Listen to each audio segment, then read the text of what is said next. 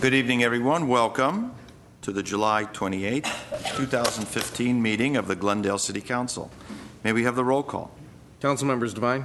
Here. Friedman. Here. Garpetian. Here. Nanyan. Here. Mayor Najarian. Here. Council Member Friedman, would you lead us in the salute to the flag? Absolutely. Please rise and join me in pledge to our nation's flag. I pledge allegiance to the flag of the United States of America and to the republic for which it stands, one nation, under God, indivisible, with liberty and justice for all. Please remain standing for the invocation. Our community is filled with so many caring people who work without pay to make Glendale a better place. By caring for their neighborhoods, they care for their neighbors and help alleviate a small part of the burden for someone in need. President George Herbert Walker Bush once said during a speech that, quote, "A volunteer is a person who can see what others cannot see, who can feel what most do not feel. Often such gifted persons do not think of themselves as volunteers, but as citizens in the fullest sense, partners in civilization," end quote. Let us pray for those who give freely of their time in our city to help with the many causes that reach the many people who need our assistance. Let us pray for their health and longevity and pray that we may be inspired by their example to do more ourselves. Because even though we cannot do all the good that the world needs, the world does need all the good that we can do. Amen. Amen.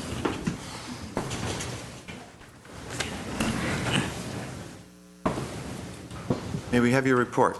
The agenda for the July 28, 2015 regular meeting of the Glendale City Council was posted on Friday, July 24th, 2015 on the bulletin board outside City Hall. Thank you.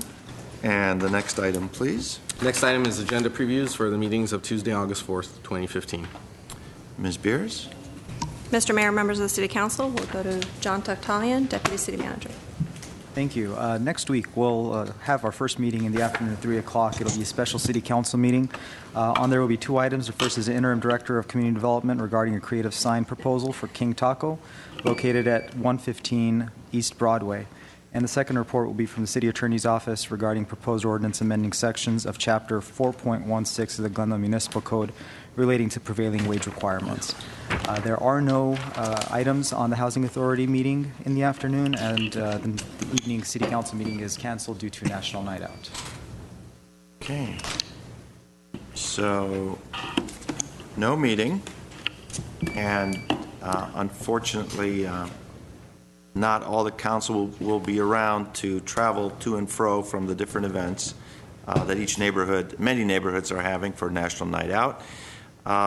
Ladies and gentlemen, members of the neighborhood councils, if a council member is unable to attend your event, please forgive us, because there are just so many events and it's just a short window of time generally, and we've got a pretty big city. We beg your forgiveness in advance. Those who are fortunate enough to have a council member attend, we appreciate in advance all your hard work and the organizational effort to making National Night Out August 4th, next Tuesday, a success. So, thank you. And let's move to the next item, please. Next item is Mayor's Commendation for Earth Day at 134 Founding Sponsors. Okay.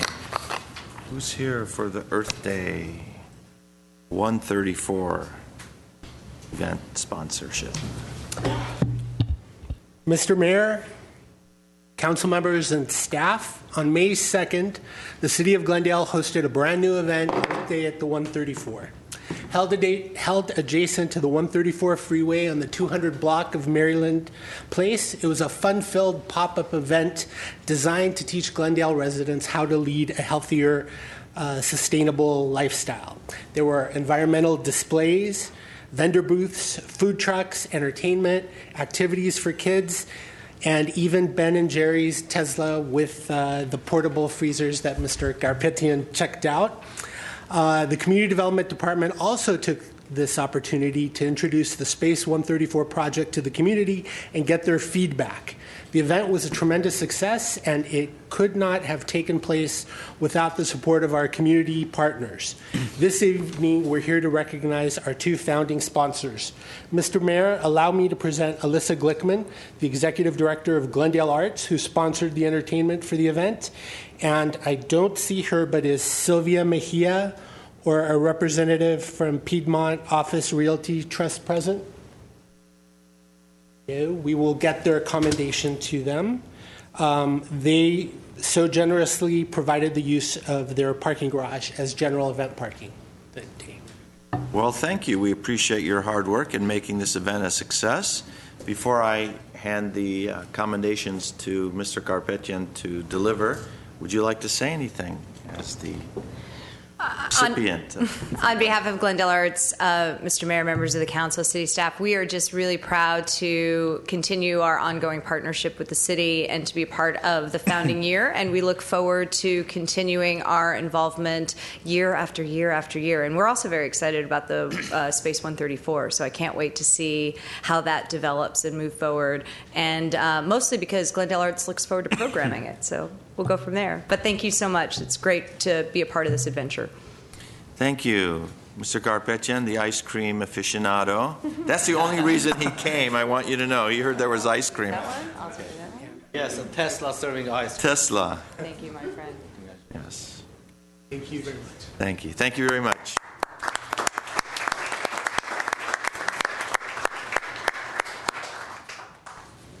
Next item, please. 3C is a proclamation designating July 30th, 2015 as Korean Comfort Women Day. Thank you. And as you all know, the city of Glendale, several years ago, decided it would be appropriate and very humanitarian to erect, with the help of the Korean American Federation, a Comfort Woman statue in our Central Park area. And since that time, the city of Glendale has received much recognition, some good, all good from Korea, some bad from Japan and Japanese Americans and Japanese nationalists. However, the council stood firm at that time, and in an almost near unanimous vote, decided to permit the statue provided by the Korean American community at no cost to the city of Glendale to be erected. And I would like to recognize someone who was instrumental in conducting those efforts and directing them, Mr. Chang Lee. Thank you, Honorable Mayor and Honorable Council members, and thank you very much for proclaiming this July 30th as Comfort Women Day.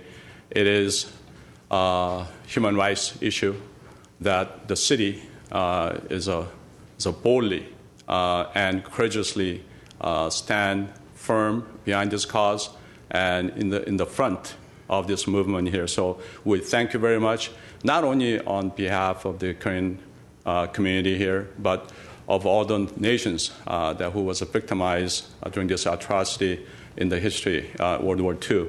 There are about 10 nations that who's been victimized in this sex slavery or comfort woman issue.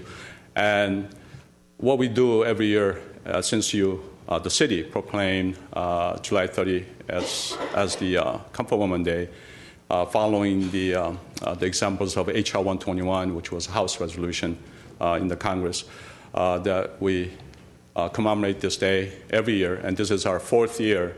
And what we've done from last year, we turned this into a cultural event where we are able to share not only the dark side of this history, but the beautiful side of the culture that Korea is able to share with the city of Glendale. I brought a poster here, so maybe you can. What we have right now is we have art exhibit in Central Library. I know we're going through the renovation, so it's a little dusty, but on the 2nd floor of Central Library, we have exhibit that's studied on the 23rd, and it's going to last till August 4th. So I ask everyone to come and see this beautiful art exhibit. This year, what's different is that it's not only Korean artists that are here, but artists from China that are here, they're participating. And this art exhibit will travel from Glendale to China, Beijing, China, and from there, that's in September, and then from there to Korea in October. So this event now is being recognized internationally and is becoming an international movement. So we have studied something great from City of Glendale here. And we also have, when you go to the library, a little booklet that explains, the whole thing about this whole exhibit. Now, on August 1st, which is this coming Saturday, we have the orchestra, Dosan Orchestra, and also Pineal Chorus, and Imsan, tenor Imsan with other sopranos, and very famous vocalists that are here from Korea who will perform in Alex Theater starting at 7 o'clock. This is offered to the public at no charge. It's a free admission. So I ask everyone to come and enjoy the classic music. At the same time, meet all the council members who are still remaining here. I know a couple of them are traveling to commemorate the Comfort Women Day. And also this year, we have much support from our friendly cities and sister cities from Korea. So we have 4 mayors from these 4 cities that will be visiting the City Hall. So this has become a very big event, and I appreciate the support that this council and the city gives for this occasion. Mr. Mayor, may I? Yes, Mr. Mr. Lee, thank you for being here today, and we look forward to the commemorative events over the next 3 days. I also want to acknowledge Professor Monica Chung, who's present here and taking videos, and who's been instrumental every year. Won't you come up? Yeah, please. In organizing these commemorative events all the way from Korea, and has been also key in keeping the connection between the sister cities and friendship cities that Glendale has in South Korea. And I'm personally thankful for all her assistance during my trip to Korea when you were unable to make it, and Professor Chung did a fascinatingly good job. Thank you, and welcome to Glendale again. Yes. I just want to say that Councilmember Garpetian and I were at the art exhibition.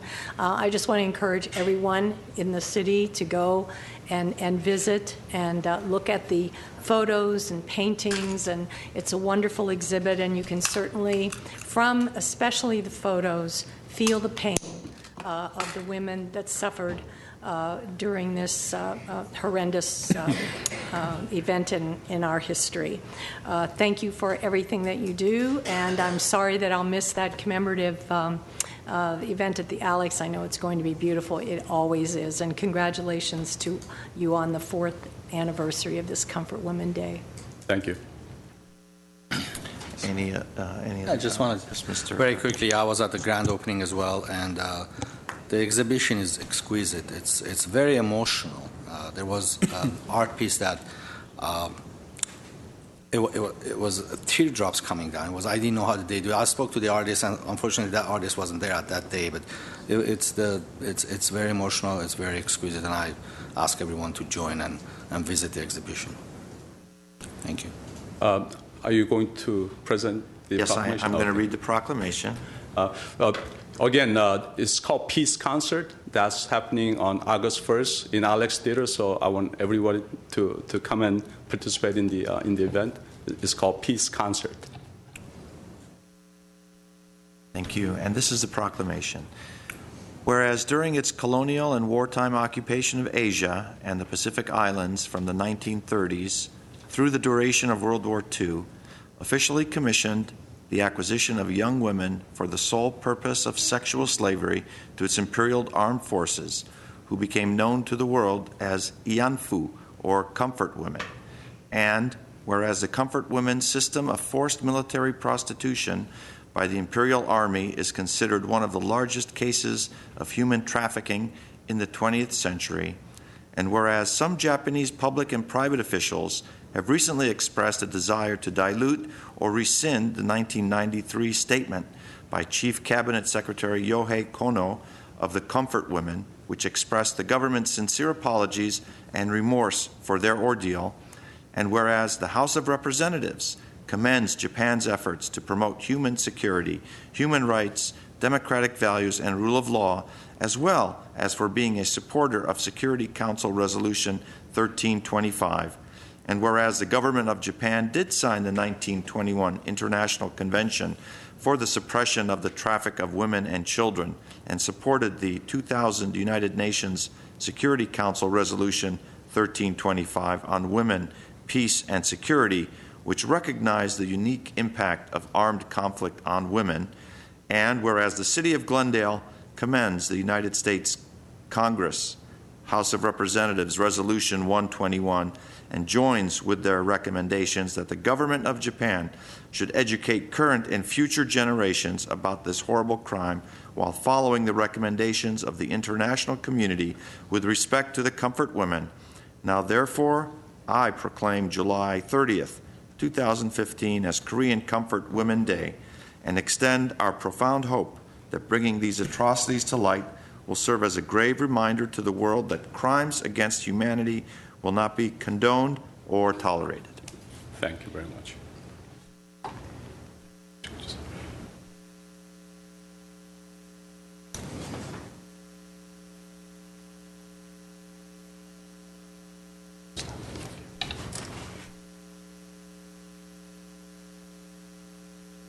Thank you, Mayor.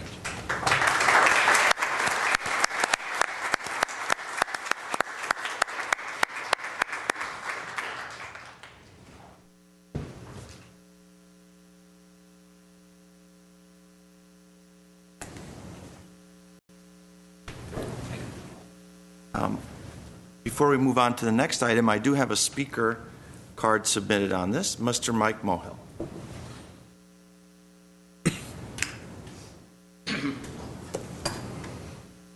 Good evening, council members and members of the viewing audience. There's been a great deal of controversy about the Korean Comfort Women statue located at Glendale Central Park and its message about man's inhumanity to man. Some people say Glendale should not get involved in the international politics. Some say otherwise. I find it appalling that people who have filed a lawsuit against the city has said that many comfort women acted willingly as prostitutes and the military was not directly involved in any coercion. These are the same tactics that the Turkish lobbyists used to deny the Armenian genocide by claiming the Armenians were siding with the Russians during World War I. Can one just imagine if one's wife, sister, or girlfriend offered their body to a military officer? The real question is why? If all of these Korean women offered their virginity, did they offer it for survival? Recently, I read in the Los Angeles Times of Alice Hurst Sommer, the oldest living Holocaust survivor, who died at 111, age 111. Sommer lost her husband and family members to the Nazis in Germany. In her biography, she said, quote, "Practice the Chopin etudes," a voice told her as her mother was carted away. They will save you. Because of her special talent at the piano, she entertained her Nazi guards in order to survive the gas chambers. Like Summers, the comfort women did what they did in order to survive. The Korean Comfort Women statue is a small way to remember man's inhumanity to man. Thank you. Thank you. Next item, please. Next item is a presentation of Glendale Police from our Glendale Police Departments of their STAR graduates. The STAR team. Good evening, Mayor and council members. I'm Officer Jackson. I am one of the advisors with the STAR program, and this is... I'm also Alex Z. We work with the STAR program, and tonight, we are graduating 5 of our students. And just to give you a little background, graduating from STAR basically means that they have maintained an above average academic rating in their studies at school. It also means that they have not had any issues behaviorally at school or have never had any negative contacts with adults or police.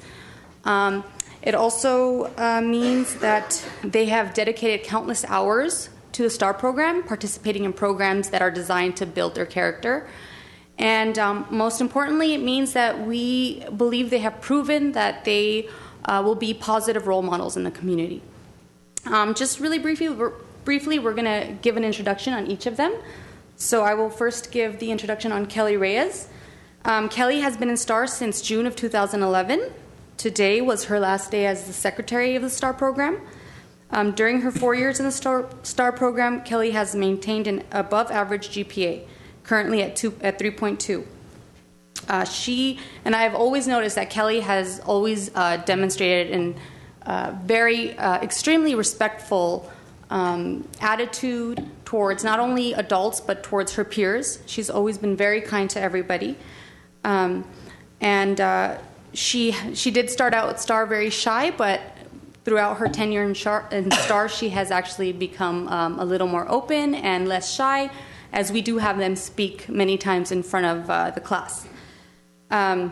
There's no doubt that Kelly will continue to grow and continue to be a positive role model in the community, so we're very proud of her. Chris Martinez. Chris is right here. She's been with the STAR program since November 2010. During her 5 years in the STAR program, Chris has maintained an excellent academic record.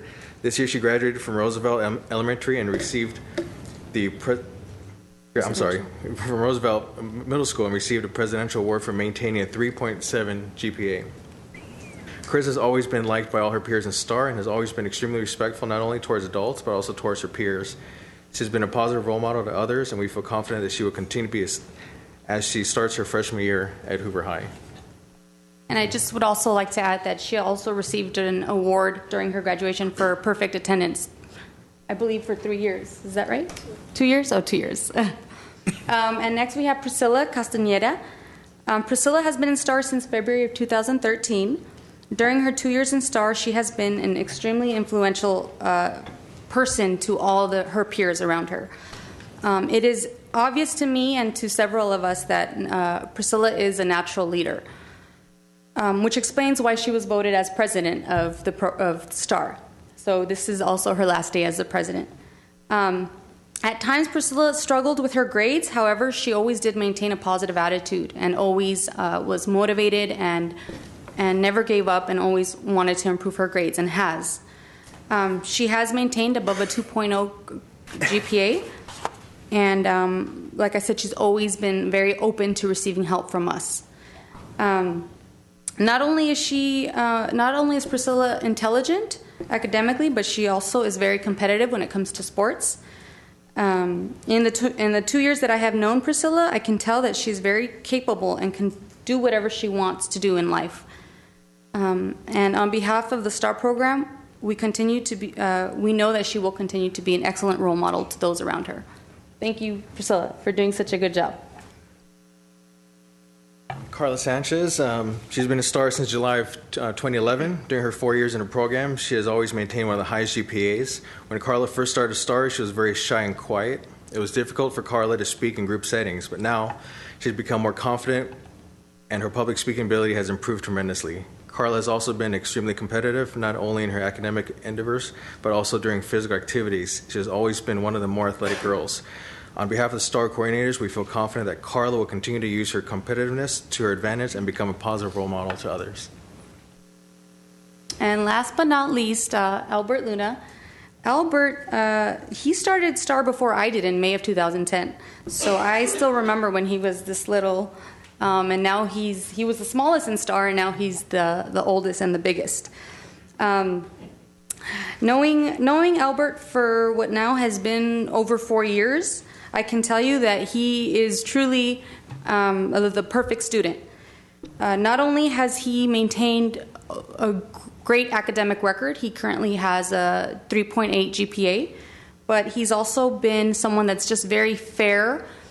He gets along with everyone, and he treats everybody, not only adults, but his peers, with respect, and has a very modest personality.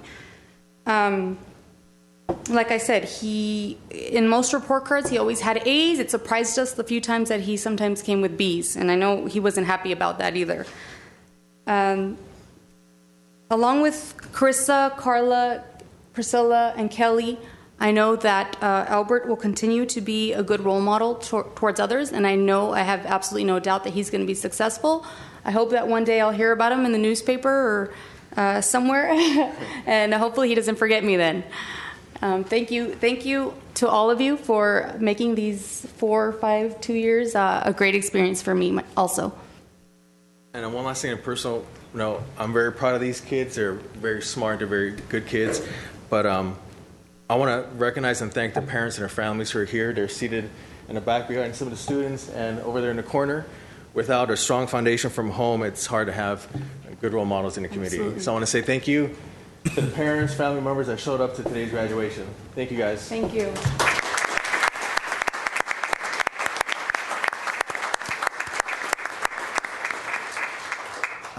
And thank you very much. We're very proud of you. We're very proud that you're serving as role models. And as a role model, you know what that means, that you have to be almost that perfect student, that perfect member of the class and of the community, so other kids look to you and say, wow, I want to be like Kelly and Carla and Albert and Priscilla and Carissa. So we're very proud of you, and we want you to go forth in your communities and your schools and let the other kids know that you are doing things the right way and that they can be like you. So since we're so proud of you, I'm going to ask each and every one of my colleagues to come down and award you your commendation with a pin. I've got some extra here. Sure. And, okay, so I'm going to give you Kelly. Carla's in the brown skirt. I'll take Albert. Priscilla's in the green. Okay. And Carla's in the blue.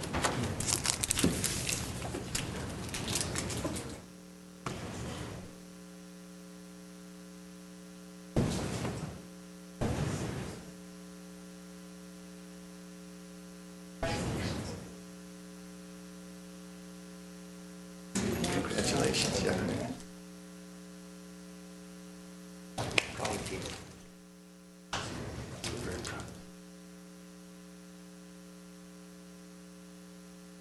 Okay, let's hear it for them.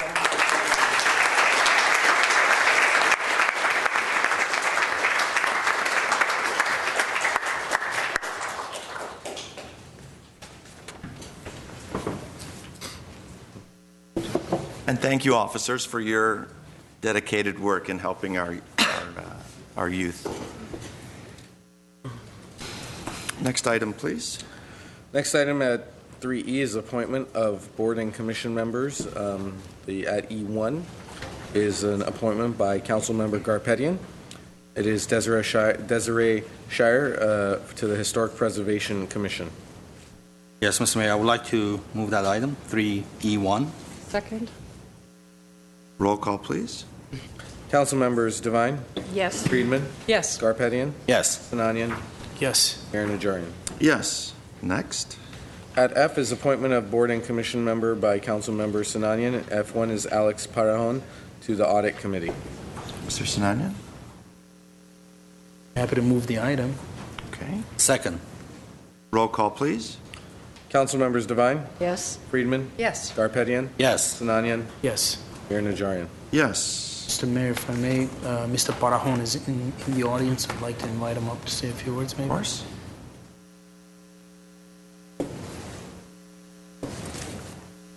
Mr. Mayor, members of City Council, and City staff, I would like to thank City Council Member Sinanian for appointing me and nominating me, and also all your support as well. As a resident of this great city for 32 years and a business owner, I'm honored to be part of this audit committee, which will allow me to get involved, give back, and also make a difference in this great city. You know, like these great kids that we just saw right now, the STAR program. I mean, back in, when I was 16, actually, I was a Glendale Police Explorer, and I was part of the community, being involved and stuff like that. So now this gets me back and being part of this great city, trying to do what I can do based on my profession, and looking forward to being part of it. So thank you again. And which service club are you a member of? That's right. Say that, please. Glendale Sunrise Rotary. Yes, thank you. Just to be fair, my previous commissioner was a member of the other club, but I think we Can I even say it? things I'll up. say it. The Kiwanis. That's right. You said it. So thank you, Mr. Mayor. Thank you, Alex. Friendly rivalry. Next item, please. G is appointment of board and commission members of Councilmember Devine. G1 is the appointment of Michael Morgan to the Historic Preservation Commission. Ms. Devine? Yes, and I'd like to move this item. It is Michael Morgan for the Historic Preservation Committee, and he's been serving on that commission for a few years, so I know he's very capable. Second. Roll call, please. Council members Devine? Yes. Friedman? Yes. Garpetian? Yes. Sinanian? Yes. Mayor Najarian? Yes. Thank you to all our new commissioners. Congratulations. Next item, please. Item 4 on the agenda is the consent items, including minutes following our routine and may be acted upon by one motion. Any members of the council or audience requesting separate consideration may do so by making such request before a motion is proposed. Are there any requests to pull consent items? If not, would someone like to move the consent calendar? I'll move the consent calendar. Is there a second? Second. Roll call, please. Council members Devine? Yes. Yes. Garpetian? Yes. Sinanian? Yes. Mayor Najarian? Yes. Thank you. Let's move to item 7. Well, let's move to item 5 first. Sorry. Item 5 is city council and staff comments. Okay. Comments. Ms. Friedman? Sure. Attended some great events this week. I know my colleagues attended a lot of the same events, so I'm going to beat them to it. First, last week we had a flurry of events for the Special Olympics. We were a host city, as many of you know, and were able to host some of the athletes here in Glendale. We had a lot of community help from Todd Hunt, and I think the Kiwanis were involved, and I'm not sure what other groups. Glendale Adventist helped a lot and hosted an event. Disney had an amazing reception for them with a parade through their complex here in Glendale. It was really something. And then later that same day, the Americana at Brand welcomed the Torch Run, which was law enforcement from around the country, and many members of the community came out to welcome the athletes. They all looked very jet-lagged, but extremely appreciative and joyous. And it was really wonderful to see people with mental disabilities being celebrated in this way and recognized for all of the things that they can accomplish. So I want to just thank everyone that was involved. Next, many of us attended the Hot Summer Nights fundraiser for the Arturo Sandoval Institute, which provides musical instruments to public schools around Los Angeles. It was an amazing event. Bo Bridges was there. Elisa Glickman was there. There were all kinds of celebrities and stars out that night, and it was a lot of fun. The music was incredible. We were right outside on Brand, and the Hilton Hotel was behind us, and I noticed all these people in the Hilton were opening their windows and hanging out the side of the hotel to listen to this concert that was a world-class concert as part of the event. I hope that they raise a lot of money because it's such a great cause. So I want to congratulate everyone who's involved in that, Mercy Velasquez, and everyone that's involved in that wonderful nonprofit. This week also I attended a dinner for the Korean American Forum of California. It was for Comfort Woman Day, and one of the grandmothers, being one of the last remaining living comfort women, was the guest of honor. It was a really beautiful event with a very moving documentary about the comfort woman that had a lot to do with our memorial here in Glendale. There were amazing performances from Korean and Chinese dance and musical companies. There were speeches, and it was a really, really nice night. And I think I was there right after Mayor Najarian left because I was told he was there, and then I found some notes on the table that looked like they had come from. Was that? Were you there? Those are my secret notes. Well, I wanted to be sure I didn't give the same speech that you gave, so I looked at them.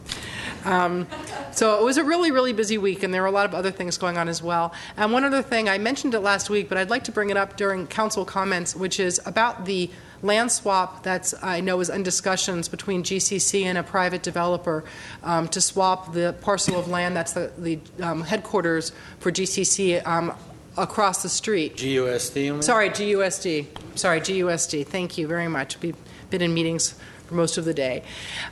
So I just would like to formally ask that GUSD include us in some of those conversations as a city.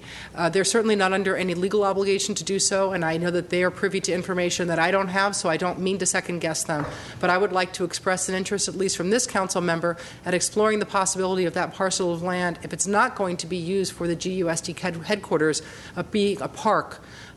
In this area, we're very park poor. It's right across from our Civic Plaza.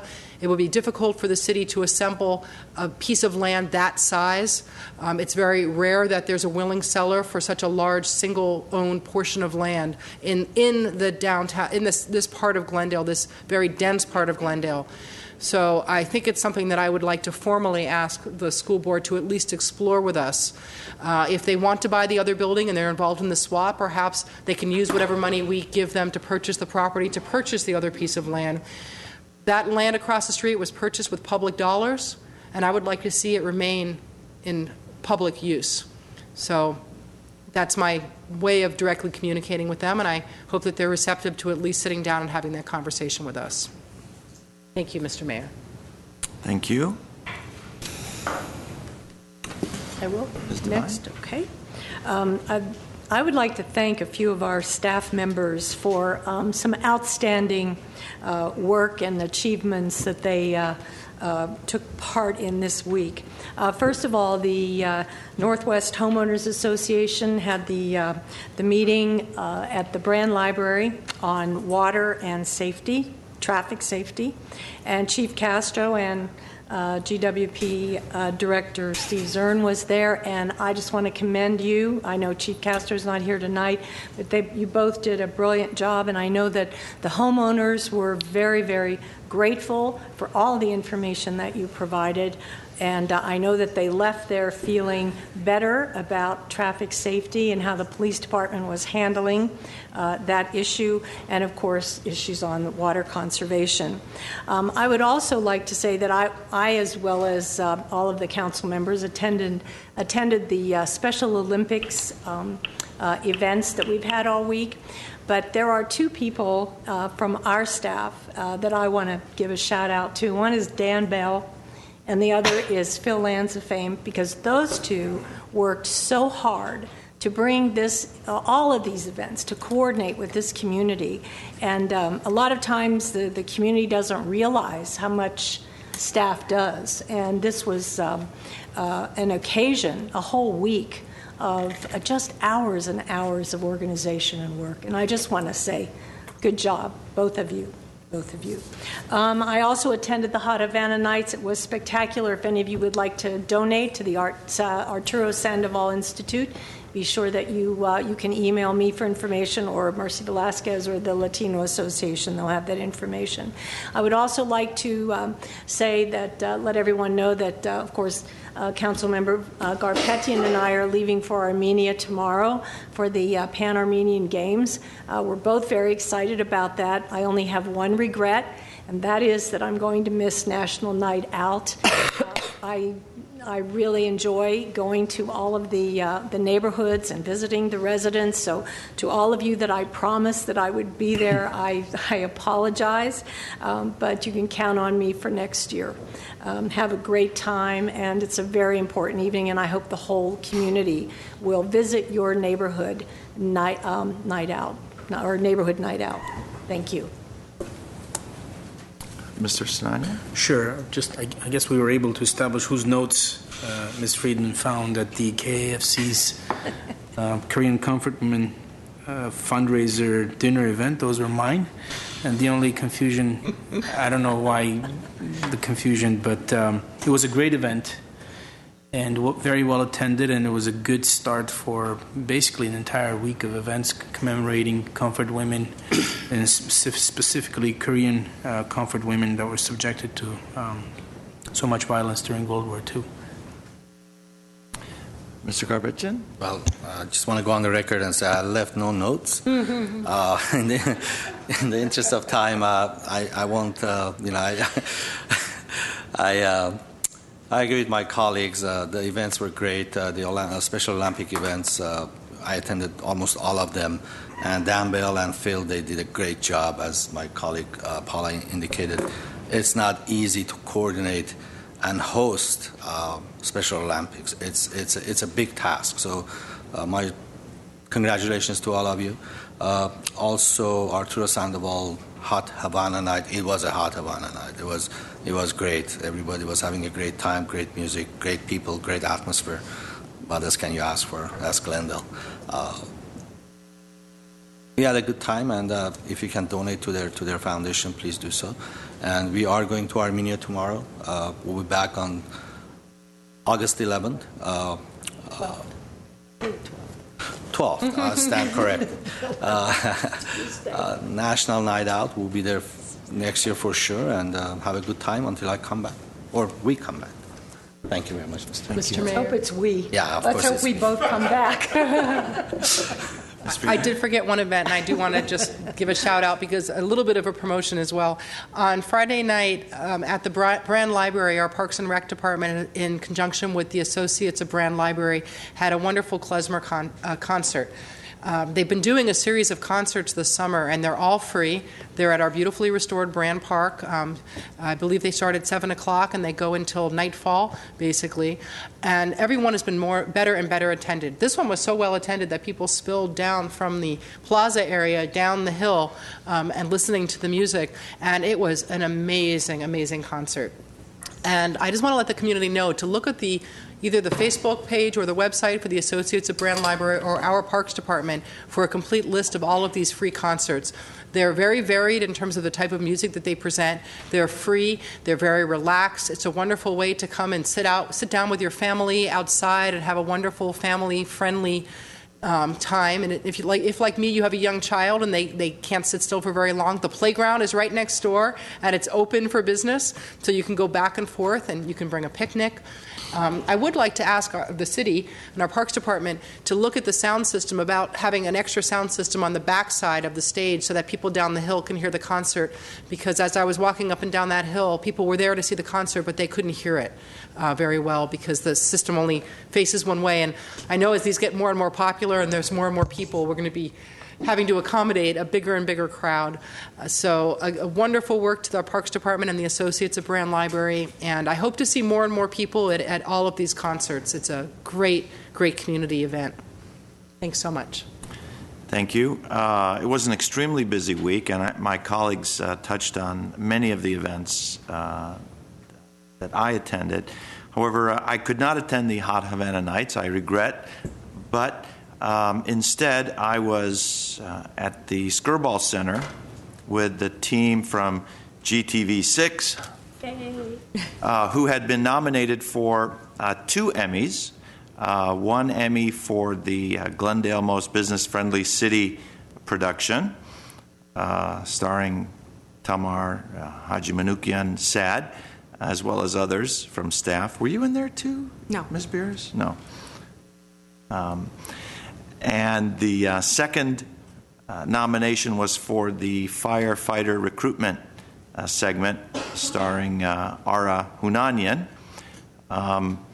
Unfortunately, I think the city of Santa Monica won one, and KPBS, or maybe NBC, won in the other category. On a personal note, my wife was also nominated for an Emmy on her segment on the Armenian Cathedral in Jerusalem. Unfortunately, she didn't win either. So we didn't come home with any awards, but it was clearly an honor just to be nominated for the event. So congratulations to GTV6. We'll get them next time.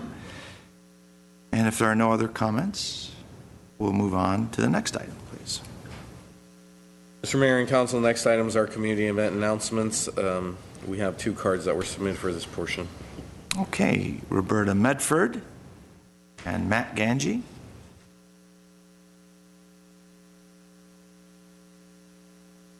Good evening, Mayor and Council. I'm Roberta Medford. I'm here as the president of Glendale Beautiful. And I'm Matt Ganji. I'm the vice president of Glendale Beautiful. And this is kind of an early heads up, and there'll be more details to follow, but we're breaking with tradition a little bit this year. Our 65th fall fundraiser for Glendale Beautiful, which, as you all know, has been in business since 1950, being the docents for the Casa de Rafael and promoting beautification of Glendale. We have a fundraiser every year, and this year it is going to be on a Wednesday night instead of a more traditional Friday night, and that will be September the 9th. I will have handouts for everyone. It is at a very modest price of just $30 for great music, fun food, interesting people, and good conversation about the city and making the city a more beautiful place. There'll be specific RSVP information coming along later and more details about everything. But we just wanted to let people know in the audience in the community and here on the dais that it's going to be slightly different as far as the date, that it's not on a Friday night. So please mark your calendars and save the date, and we hope all of you can be here on September 9th for our it really is our only fundraiser of the year. And Matt is going to speak to you a little bit about the program. We heard a little bit about Space 134 earlier when you guys were talking about Earth Day, and it's a really exciting sounding program that they're doing. It's in the envisioning phases of having a freeway cap park from Central Avenue to Glendale Avenue, which would connect with the pedestrian and bike trails and be a cultural public open space in the city, which sounds amazing. So Space 134 is going to be there giving a presentation, and hopefully the community will come out and not only support Glendale Beautiful, but be engaged in the conversation about Space 134 and its envisioning phases, and we'll get to hear more about it, which is really exciting.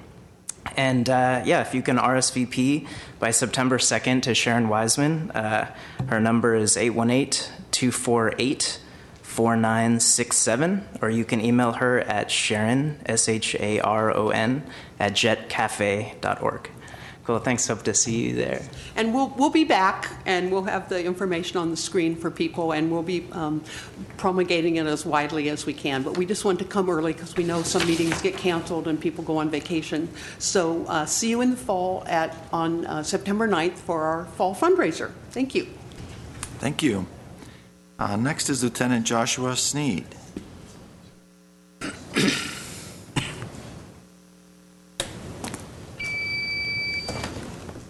Mr. Mayor, members of the City Council, nice to see you. Target opens at 8 a.m. usually, but today they opened at 7 a.m. for 26 kids from the Salvation Army, thanks to the generosity of the Glendale Kiwanis Club, who sponsored our annual back-to-school shopping spree. $90 gift card for each one of these kids. Walking them through the store, helping them pick out what they need to go back to school, new clothes, shoes, choices, school supplies. Working with them, it's often the same story. The cart gets full so quickly, and then they have to decide, what do I keep, what goes back? But it's still a beautiful moment. And I wanted to share some of the pictures and just the joy in these kids' lives. What an honor it is to serve people like this.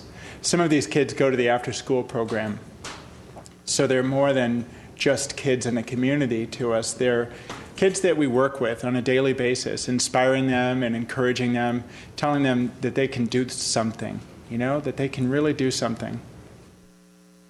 Garrison Keillor, one of my heroes in this world, says, "Nothing you do for children is ever wasted."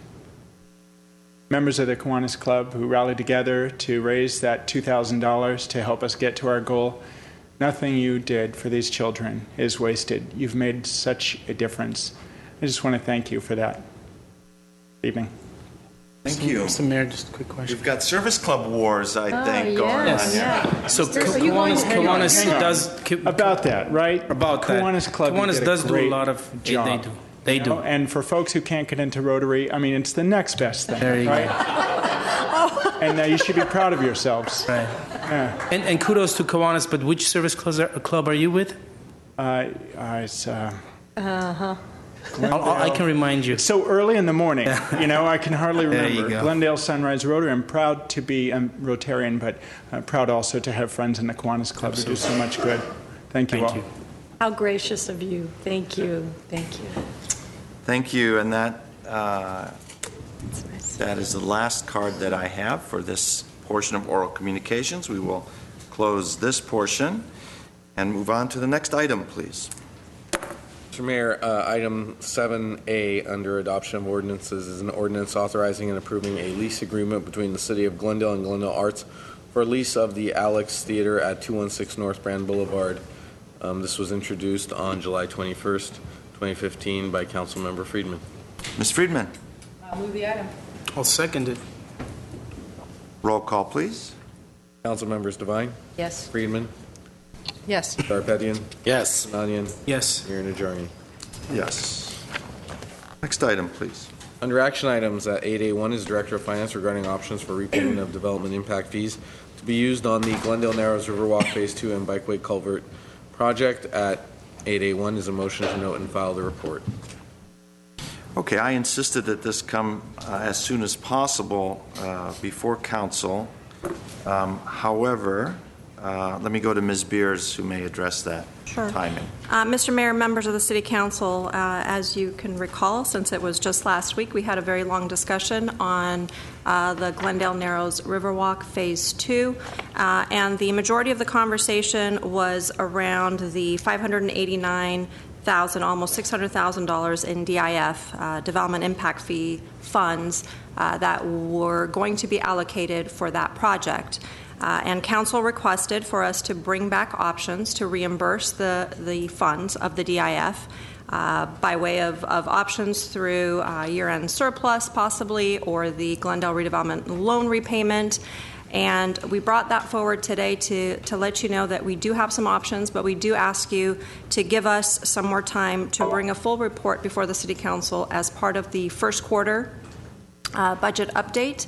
And once we have all of our numbers and the books closed, we will have a good set of options for you to choose from should you decide to reimburse the development impact fees and the fund that is set up.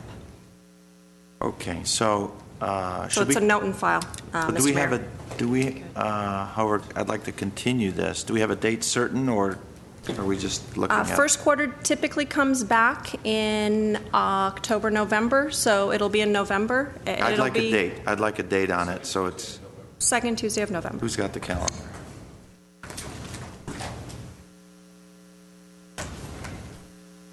That is the 9th, no, the 10th, the 10th. November 10th? Okay, we're going to continue this to November 10th. I do have a speaker card on this, however. Mike Mohill.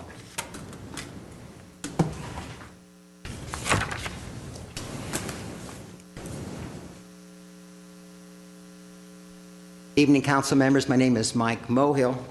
This is the continuation of last week's Measure R, and development impact fees. First, let's talk about the development impact fees. I believe those fees are supposed to be for people who are impacted in the central business district of Glendale, not South Glendale. So why are we putting parks in the central area of Glendale? That's the first thing. Number two, this also got involved with Measure R. Measure R, you all recall, 15% of that was allocated to cities that they can use any way they want for roads, transportation, bicycles. Okay. Well, I'll ask again the question. If your roof is leaking, why do you go ahead and paint the house? Glendale has roads that are crumbling. 10 years ago, 50% of our sales tax went for road maintenance. 3 years ago, 16% went for road maintenance. And today, a fat 0. We count on grant funding, like Measure R. Wow. What a conceived idea initially. The Riverwalk idea with the bike path is a great idea. It's like wanting to paint your house when your roof is leaking. We have a chance to stop this now. This whole idea should be stopped in its walking. You don't have to complete. There's nothing says you have to complete the Riverwalk. Where is it written in the books? Just that somebody on council here thinks we should have a Riverwalk with bike paths. I think we ought to spend the money on roads. Riverside Drive, for example. Ask the people there if they would rather have their roads fixed than a Riverwalk in Griffith Park area down, okay? Ask those people, what are their priorities? A bike path or fix those roads on Western, Riverside Drive, Alameda? The sidewalks are crumbling, but yet we're going to go ahead and spend money to paint the house. Thank you. Thank you. 8B, Mr. City Clerk. 8B is City Manager regarding designation of a voting delegate and alternates for the League of California Cities Annual Conference. B1 is a motion to designate a voting delegate and 2 alternates for League of California Cities Annual Conference to be held from September 30th through October 2nd, 2015. Ms. Beers? Mr. Mayor, members of the City Council, the League of California Cities will hold its annual conference this year in San Jose, and it will be held September 30th through October 2nd. We have become aware that the majority of council, if not all council members, are attending the League conference. Mayor Najarian, we've spoken to you and you have agreed to be the voting delegate. We do, however, need to have 2 council members as alternates to represent the city should you not be able to attend or your scheduling doesn't allow you to do that. So this action this evening is asking for your approval to be the delegate as well as representation for 2 delegates, alternates, excuse me. Okay, just so we get through this, I'm going to suggest that we just go by seniority and give the first choice for the first alternate to Ms. Friedman. Yes or no? I may not be there, so I'll say no. Okay. Next is Mr. Sinani. I'd like to actually, if it's possible, to give that up to Paul Devine. Okay, pass.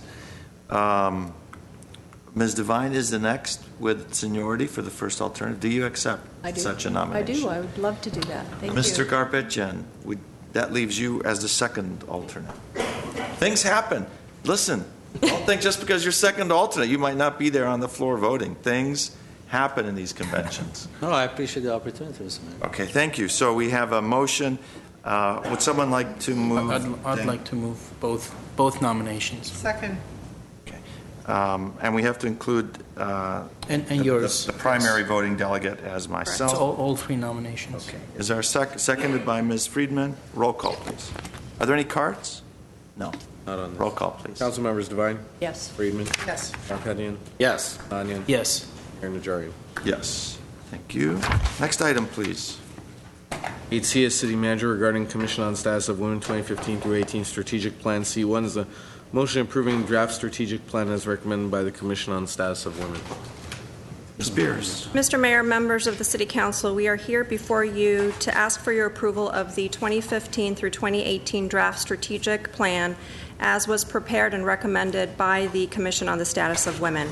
By way of a little bit of background, the Commission on the Status of Women was formed in 2003. And initially, when the commission came together, it was housed in the Management Services Department. In 2013, we made some changes, and the commission was moved to Community Services and Parks at the time. And the reason why we made those changes, because of staffing issues within our office, and the need to be able to move some of the responsibilities around. In 2014-2015, the commission came back to the city manager's office. And their role has been really from the inception of the commission. Initially, they took a lot of interest and made recommendations to the City Council by way of policies But that role changed through time, and they had a very strong fundraising arm and programming arm, and with that comes a whole lot of staff time. And so when the commission moved back to the city manager's office, we needed to make a decision to figure out how we are going to staff the commission and do it well. And the conversation ensued with commission members and the city council in terms of holding back a little bit and having the commission possibly meet on a quarterly basis versus a monthly basis, and for them to move from the role of fundraising programming to the role of really looking ahead as it relates to women's issues and issues pertaining to girls, and looking at policies that they could recommend to the city council. And so that change occurred. The City Council took action to change the meetings from monthly to quarterly, and with that came the idea of we need to update the strategic plan that was outdated. The last strategic plan was done for 2009 through 2014, and so that needed to be updated. And so we started that process, and staff and commission members, along with an outside facilitator, met. And what you see before you is their draft 2015 through 2018 draft strategic plan. And the commission would like to recommend that to the City Council and ask for any sort of feedback. If you want to talk about any of the details on the actual strategic plan, John Tektalian can review some of the aims that they have. They have 4 very specific goals. We can get into the details of that, and we'll answer any questions, Mr. Mayor, if you have any. Mr. Sinanian? I do have a question to either Ms. Beers or Mr. Tektalian. So when we look at these 4 specific aims, which ones are different from the previous strategic plan? Which one's additional, or what's been subtracted from the previous one? Councilmember Sinanian, the 4 aims you see here, quite a bit of that actually is similar to what was in the original strategic plan. One of the main things that changed out of the original plan was the focus of fundraising, which had really become kind of what the commission was doing on a regular basis. In an effort to reclassify or re-identify exactly what it is that the commission was going to be doing pursuant to council's direction, we sat down with the commission as well as the facilitator and really wordsmithed what was already in the existing document. So while you see a strategic plan document that's several pages shorter than the original one, it's not because we've removed a whole lot out of there. It's because we've really honed in on what the specific aims of this commission are going to be. And the 4 primary goals that we identified, which we feel actually still encompass the general scope of what the commission's role was supposed to be, is evaluating and assessing by gathering information, identifying existing resources to help girls and women within the city. The second aim being the policy development, advocacy, and advising, and that would be actually advocating and advising the city council. We don't take any direction. We don't take any action without the city council's support. The third aim being communication, education, and outreach. That's really working with our partners in the city, as well as outside the city, to further our goal. And the final aim is is forming community partnerships and liaisons.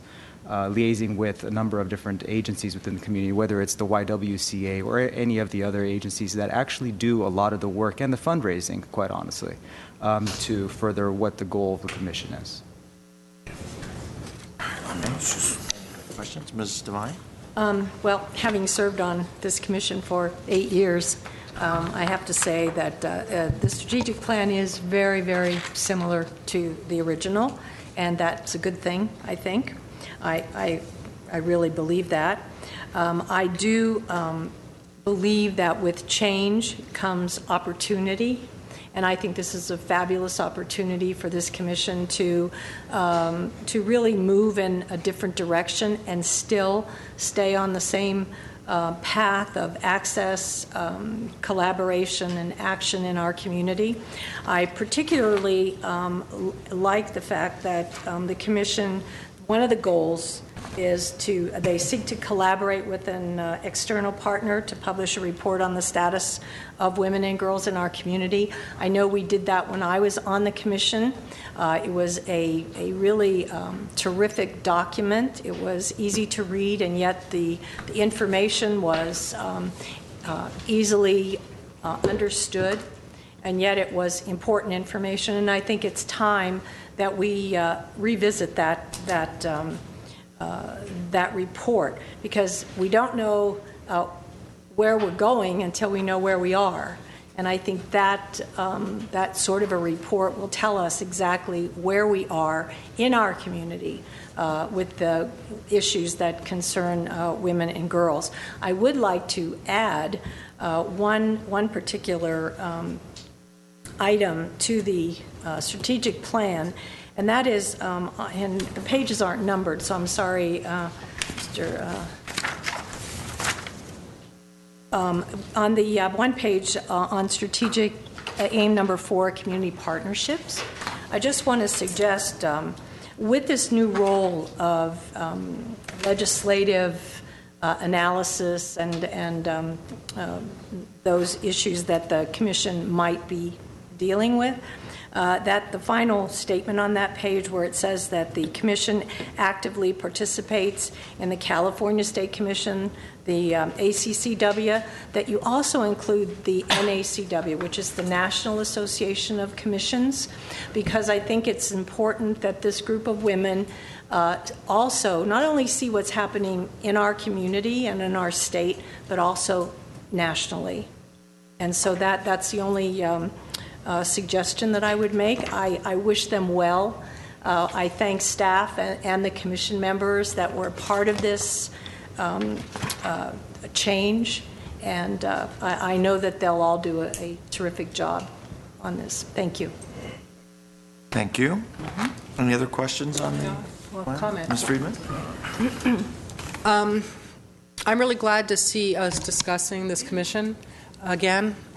There's been some talk over the years of disbanding the commission. There's been talks of rejiggering the commission. And this is very similar to the work that we did with the Arts and Culture Commission, something that I took a very active hand in. It's my belief that our city commissioners should not be, city commission should not be fundraising organizations. That's just not what a city commission really is set up to do. We have nonprofits in the city who are much better able to fundraise. I have felt since I've come on council that sometimes our commissions have been stepping on the nonprofits by doing their own fundraising instead of working in conjunction with them. Not, by the way, by any intention. I just think that the way that they've been guided over the years sometimes is not really furthering the correct role of a city commission, which is to make policy recommendations to the city council, to take a more close and in-depth look at the programs that are being offered in our community, the issues in our community in a way that we can't, because we're not here every week to have that kind of a deep focus the way that a commission can.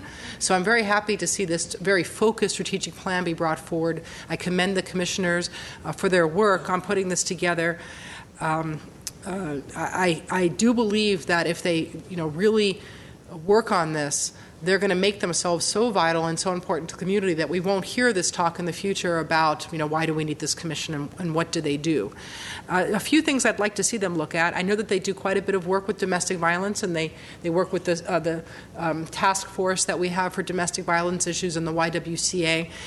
Beyond that, I'd like to have them take a look at child care in our community, and if there's a role that we need to start playing as a city to ensure that everyone has access to high quality and affordable child care in the community.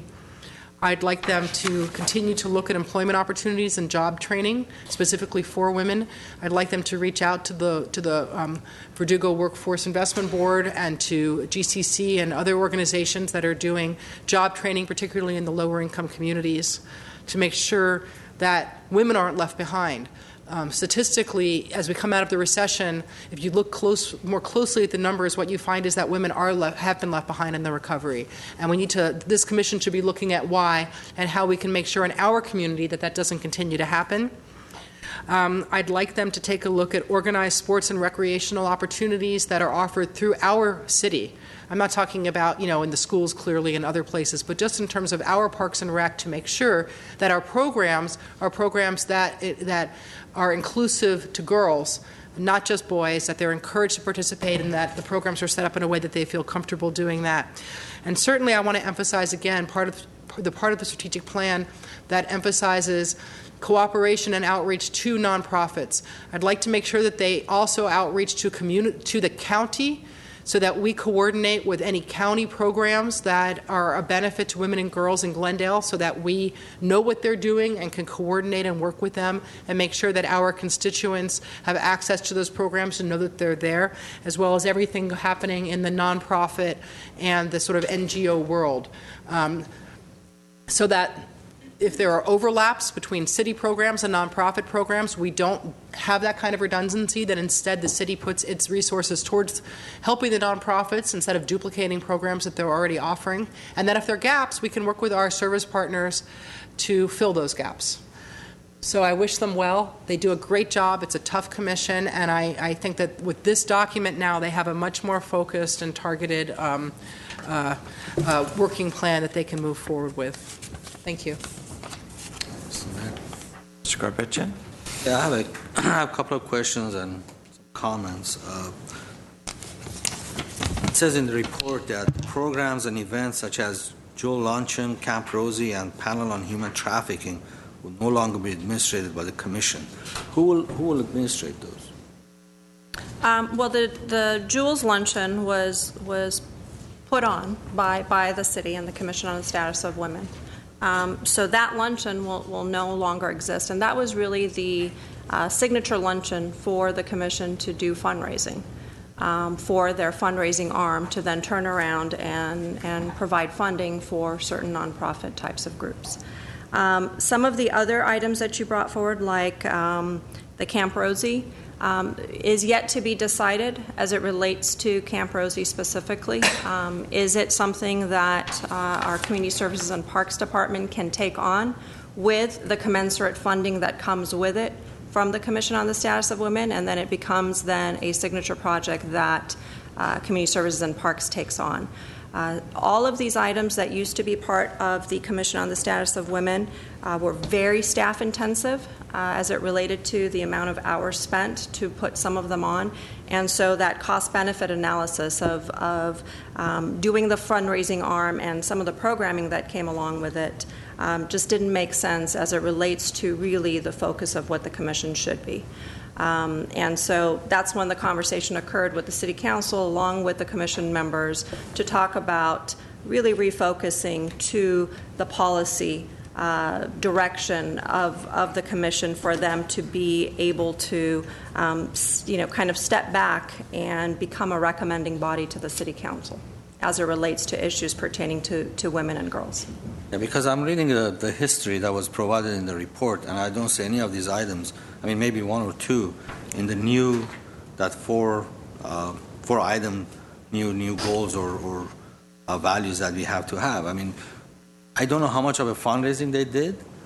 Was that the Jewels Luncheon the only fundraising event that we had, or they had like numerous fundraising events? No, that was the big fundraising event that they put on, and I will tell you that in terms of time that it took to put an event on such as that, based on the fact that you're trying to secure silent auction items and speakers and all of that, took a good 4 to 6 months to put together, based on the fact that you have one individual, working on all of that. But when you look at the history that was provided, it says access and evaluate the needs and issues of women in the city, inform and advise the City Council, city departments and divisions and other community agencies and organizations of those needs and issues.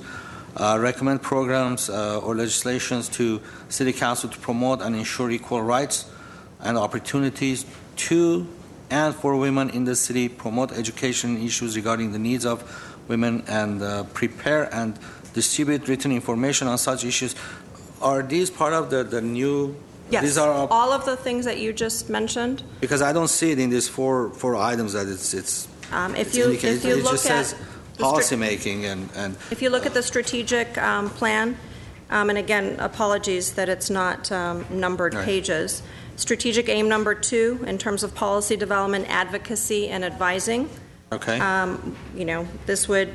This goal would be for the commission to recommend to the city council policies relevant to issues relating to the well-being of women and girls in Glendale, advising the council on issues relevant to the status of women and girls in Glendale, advocating for policies and status, et cetera. Communication, education, and outreach is an area in terms of that goal that will touch on the items that you also discussed as it relates to council, departments, other nonprofit groups, et cetera. Another question is, I don't have a problem with quarterly meetings, but going from a monthly meeting to quarterly meeting, would there be a disconnect between the commissioners? I mean, from one meeting to another, what would they do? Are they working on different items individually They or could as be a group? working on items in terms of subcommittees as it relates to specific policy areas that they may be looking at. And also, we've always been very clear about the fact that if it is necessary for them to meet more than a quarterly basis, if there's an issue that is a hot topic and they want to study it and recommend a policy to the City Council, they can have a special meeting, convene it, come up with a recommendation, and then present it to the City Council within a week or two. And so, again, this is new. We're embarking on new territory. And we do believe that the quarterly meetings, for the most part, and things will come up in between, should suffice as it relates to kind of the scope of work that they will be working on. But it'll be a wait and see for us because, again, this change is new for everyone, and we're going to test it and see how it works. I just want to make sure that this is a very important commission and they've done a great job. I don't want the commissioners to lose interest because they don't meet on regular basis and somehow dissolve this commission, because that's not what I'm looking for at all. I mean, I want to make sure by going on quarterly they do even a better job than what they've done before. Thank you. Mr. Mayor. Mr. Vine? Yeah, I just want to say that to that point, I think a lot of this is going to depend on the leadership and the synergy of the commission, and I think that I think it would be a great, there are a lot of ways of accomplishing all of these things. The only thing that's really disappearing is the fundraising aspect. As far as I can read in the strategic plan, they will still be giving an award if they deem it possible or necessary. They do have funds. I mean, we raised money every year for 10 years, and so they do have funds available to produce this report, to produce other information. They just have to be wise about how they're using their assets. But I think they can do a really good job. I mean, again, my thing is I don't want this thing to little by little to be dissolved. That's what I'm trying to get to. So, Mr. Sin. Thank you, Mr. Mayor. And picking up on that point, when the issue of diminishing the number of the frequency of meetings from a monthly to quarterly came to the dais, I opposed it. I mean, I ended up supporting the change because none of the commission members were there to speak against the change, which was difficult for me to understand, and I couldn't interpret as anything other than support for the change.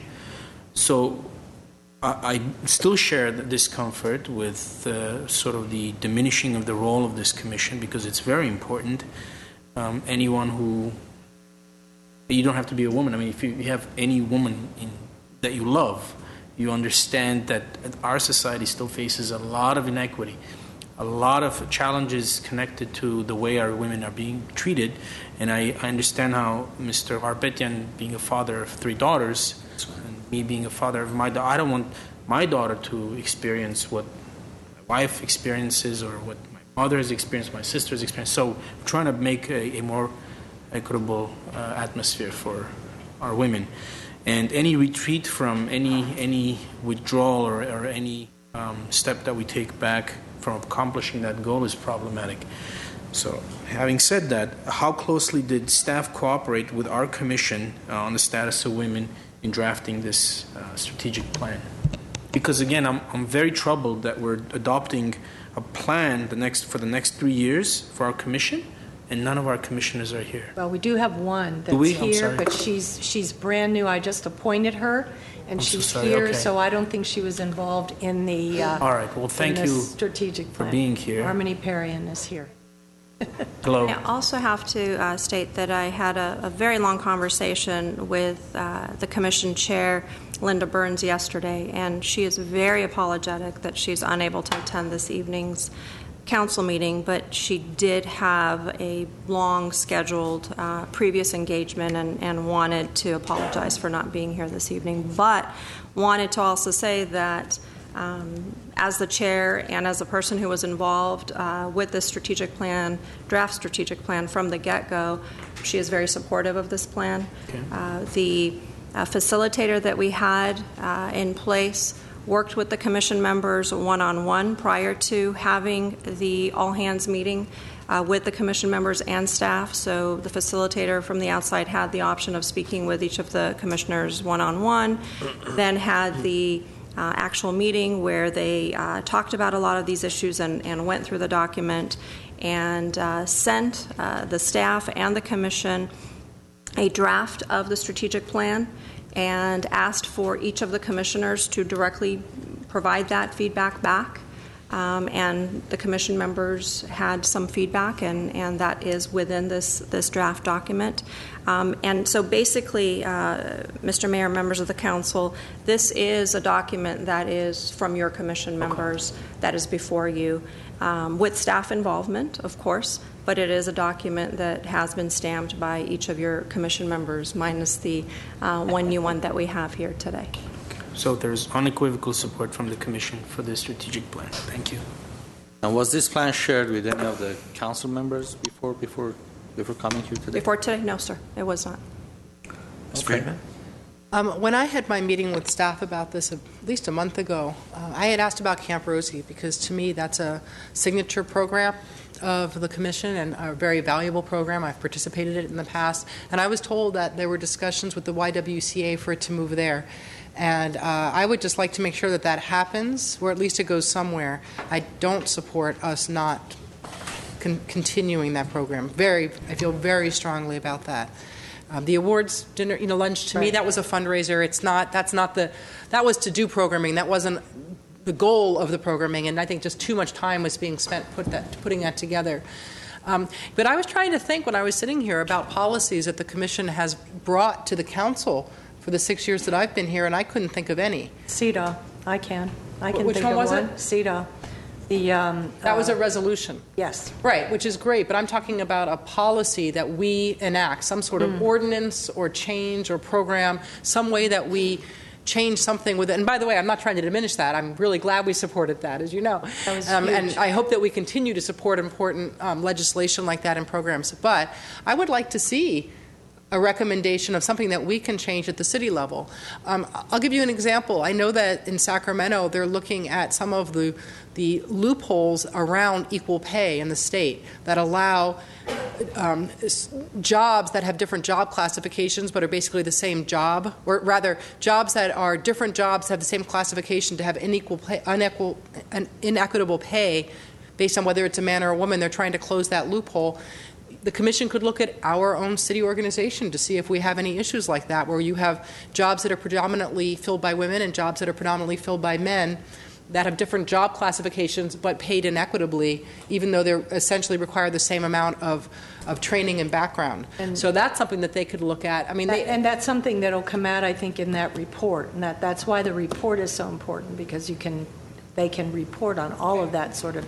Well, since I've been told, since we're being told that this is a very similar document than the commission was originally put in place with, it's just a little concerning to me that in 6 years we have yet to have one solid policy recommendation come to us from them. And I don't blame the commissioners. I think it's really a function of guidance from staff and bringing them areas to look at that staff identifies as being a potential places for us to make those kinds of policy changes. And I would like to see our staff do that homework and start to look at areas that the commission could look at within our own functioning and our ordinances, our organization, and what we provide to the community, for them to bring us concrete recommendations of things that we can change to improve the lives of women and girls in our community. That's what I would like to see going forward. You want staff? I mean, you want our staff to identify issues and hand it to the commission? Well, or? I'm saying if the commission themselves, they're meeting quarterly. They don't have the knowledge of our city functioning to be able to make those kinds of recommendations necessarily, but we have staff that are very knowledgeable who I think could take a look at what we do and at least come up with areas for them to look at. I'm gonna suggest that you gave some great recommendations just a little while ago about with covering 5 or 6 different areas that maybe would be a starting point for them, because those are all very pertinent to the role of the commission. And they sounded good to me. And rather than have staff go out and dig it, it's coming from the very top of the organization. And let's staff put those in bullet points and put them on the agenda and perhaps suggest them to the chair and let the chair run with it and report back, or maybe even speak with members of council, short of a quorum, to focus on some of the areas that we feel are most important. I think that the guidelines, it's very clear as to what the goals of the commission are. And the commissioners can just follow that and find out if those issues are, which of these issues are really huge in the community, and bring it to the staff. I don't think staff can go out and find out what's going on because they have other things to do, because they're not part of the commission. So the commission, it comes from how much involvement you have within the community and as well as the commission, and that will help you bring some of these issues up. And like us, we go out to the community and they'll share their concerns with us, and we bring it here. It's the same thing with the commissioners. Also, as far as raising funds, as long as I don't want to just cut that off 100%, as long as it doesn't take too much of staff's time, for staff has to organize something. If they can do, I'm just asking, I'm not saying do it for sure, but if they can do a smaller versions of the fundraisings that they've done, because if they don't have any funds, how are they going to function if they can't host events for to present awards or what have you? I think if they can raise some funds, we have to let them do it if it doesn't take too much time from staff or from the city. And it's a commission, they can function. I think this is one of the commissions that they can be really independent and do really well, but again, it all comes down to how much do you want to be involved and how much time you want to spend within the commission. So, just to be clear about my feeling that staff needs to be involved, I agree with everything that you said about them looking into the community, but in terms of them making policy recommendations to council, they're going to have guidance from staff about what our policies do and don't do and can and can't do. And that's what I mean. When they identify areas that they're interested in, they're still going to have staff help them see what are the things that reasonably the city council can impact and what can't we impact.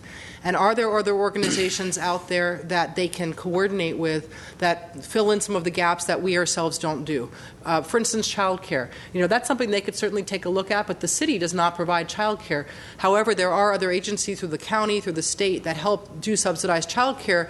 Staff could help coordinate them with those agencies to make sure that there's no gaps within our community.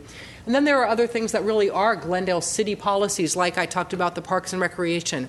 And that's something where Parks and Rec staff, for instance, could go to them and present the programs that we do and talk about whether we do have equal participation from both genders in our programs, and whether girls feel comfortable in participating or boys feel comfortable in participating, that sort of thing. So that's what I'm talking about staff having to be there to support them. In terms of fundraising, I just want to, caution, and I think Ms. Devine, who was on the commission, will say that it's very easy for commissions sometimes to kind of get sidelined into doing fundraising, giving awards, and doing things like that, whereas I think this commission really needs to be concentrating on policy and not implementing programs themselves. We're here to, if they identify gaps, we're here as a city. We can help through Parks and Rec, through community services, through our through what we do as an organization to help fill those gaps. And I'd be looking to the commission to come to us and say, hey, city, you're doing X program, but if you tweak it a little bit, you can be more effective for women and for girls. That's the kind of thing that I think they could be very effective at. And really, when the discussion started with the City Council over a year ago, 2 years ago, year and a half ago, as it related to that refocusing from the fundraising and programming aspect of how much the Commission was doing along with staff, and that refocus coming to policy and the advisory role, a lot of it had to do with the economic downturn and 25% of your staffing levels within this organization being reduced and us not having the ability to provide that support to do that type of fundraising. And so really kind of going back to the tenets of what the Commission on the Status of Women was initially intended to do, and it truly was the policy and advisory role that's within the ordinance, and that doesn't change. And so it's really kind of taking it back to its roots and allowing them to refocus and look at the 4 aims that they have provided within the draft strategic plan and see what happens.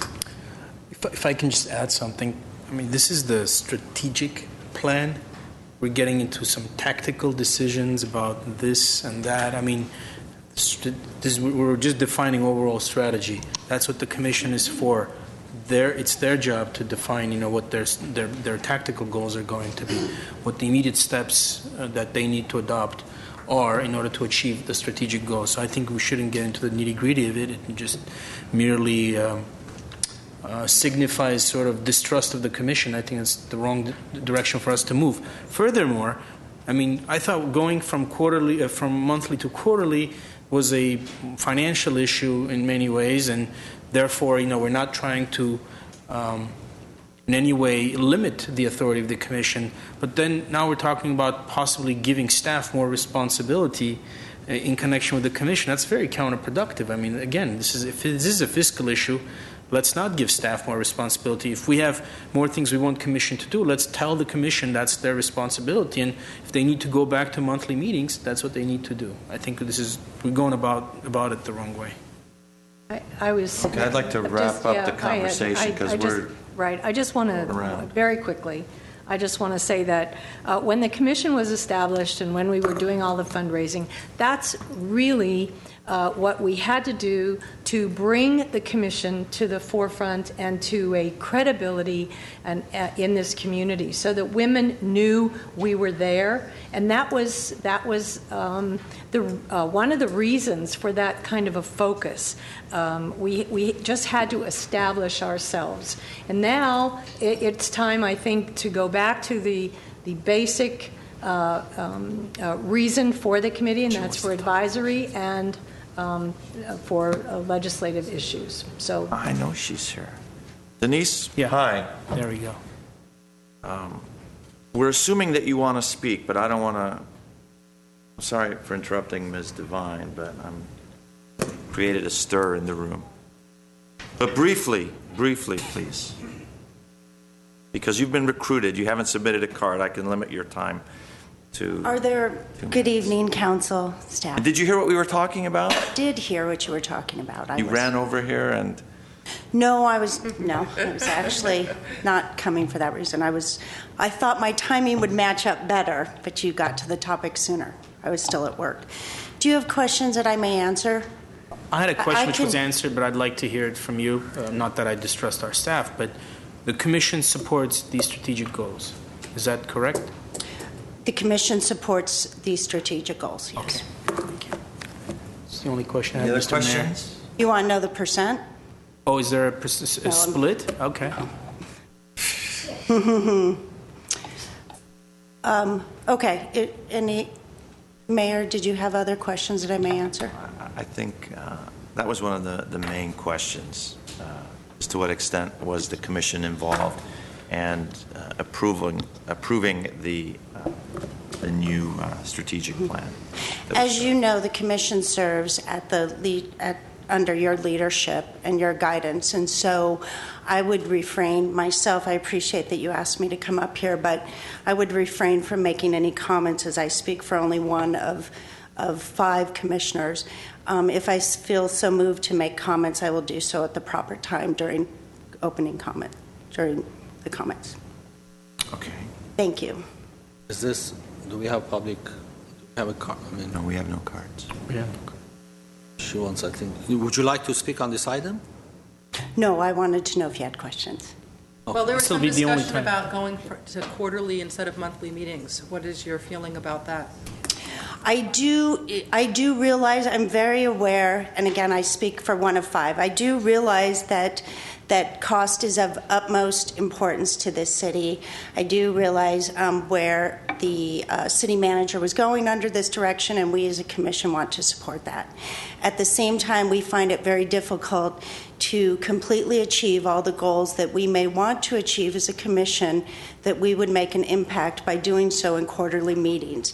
It becomes very difficult. Now, we were told that there are options. We could call special meetings, but how many times do you call special meetings in order to continue to accomplish things that need to be done? Well, can I please? Thank you. I really dislike the idea of going to quarterly meetings. So my response to that as a council member is as often as you need to.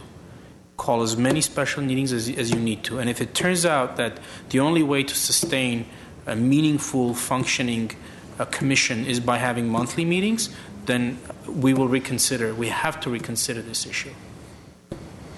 But don't hesitate, because somehow it's a special meeting. But I would like to point out that the quarterly meetings is not unique to the Commission on the Status of Women. The Transportation and Parking Commission is at quarterly meetings. Is that correct?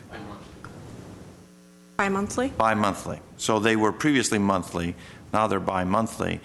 And when the need arises for a special meeting, there's no problem in doing so. So let's not be, and I'm speaking to the commission as well, don't be intimidated by the calendar and say we have to wait until 2 months from now before you have another meeting. So that's, and I think staff is very flexible in that. I've never heard of any resistance that they've put forth in if there is a need for a special meeting. And if I may just make one final comment just for consideration, as we're all sort of here to seek the same thing. And again, I can't speak for the entire commission, nor am I the chair of this commission, but I specifically, just as we look at opportunities and we think going forward, that it's not about having more meetings, it's about having a meaningful impact. So for example, let's say there is a commission on the status of women in Pasadena, and there's a commission on the status of women that's trying to be formed in Burbank. If the needs of Glendale are not such that we need to be meeting every single month on this particular topic, then so be it. The data shows where we need to go. But if in fact we want to grow larger and be innovative and be the front runner of all the other cities that we know Glendale is, that we just saw last week with everything we did with Special Olympics, then I think we need to be a little bit more innovative, perhaps open-minded, and perhaps full thinking on what all the needs are for women and girls in Glendale that we might impact across the entire San Fernando Valley that is more than just our city. And that's really all I have to contribute in one voice for just one of 5 of the commission. Well, if we're not comfortable with quarterly meetings, the option of doing bi-monthly was just brought up, and maybe that's rather than going right from monthly to quarterly, maybe bi-monthly instead. So instead of 4, it's 6 meetings would be a better, move, and then we can see which way we have to go. This is a budgetary issue, right? This has been budgeted Again, already. the item before you is the strategic plan, and I'll have to look to our city attorney, because the council took direction some months ago, as I think the commission is aware, to go from monthly to quarterly, and conversations ensued. However, as we've always said, if there is a need for extra meetings, special meetings, we would do so. And if the council so desires to change it from quarterly now to bi-monthly, by all means, we can try that out as well. But can we take action on that this evening? I don't think so. I think we would have to come back because this is something where the council has taken action. That special meetings can still happen, and I would think that as certain topics come up, that maybe the best way to think about it for the commission is if they're dealing with a certain issue, like they want to deal with workplace discrimination, that be a special meeting that's sort of like a study session dedicated towards just that topic, and maybe do it that way so that rather than just be your typical meeting that's added, there are specific meetings to really delve into specific issues more deeply as they feel necessary. And again, we can try this out if the council chooses for 6 months or a year, and if it doesn't work, we'll be right here asking you for either monthly or bi-monthly meetings, and of course we're open to all suggestions. So I think the strategic plan is good, and I'll move that we accept the strategic plan. I'll second. Okay. Roll call, please.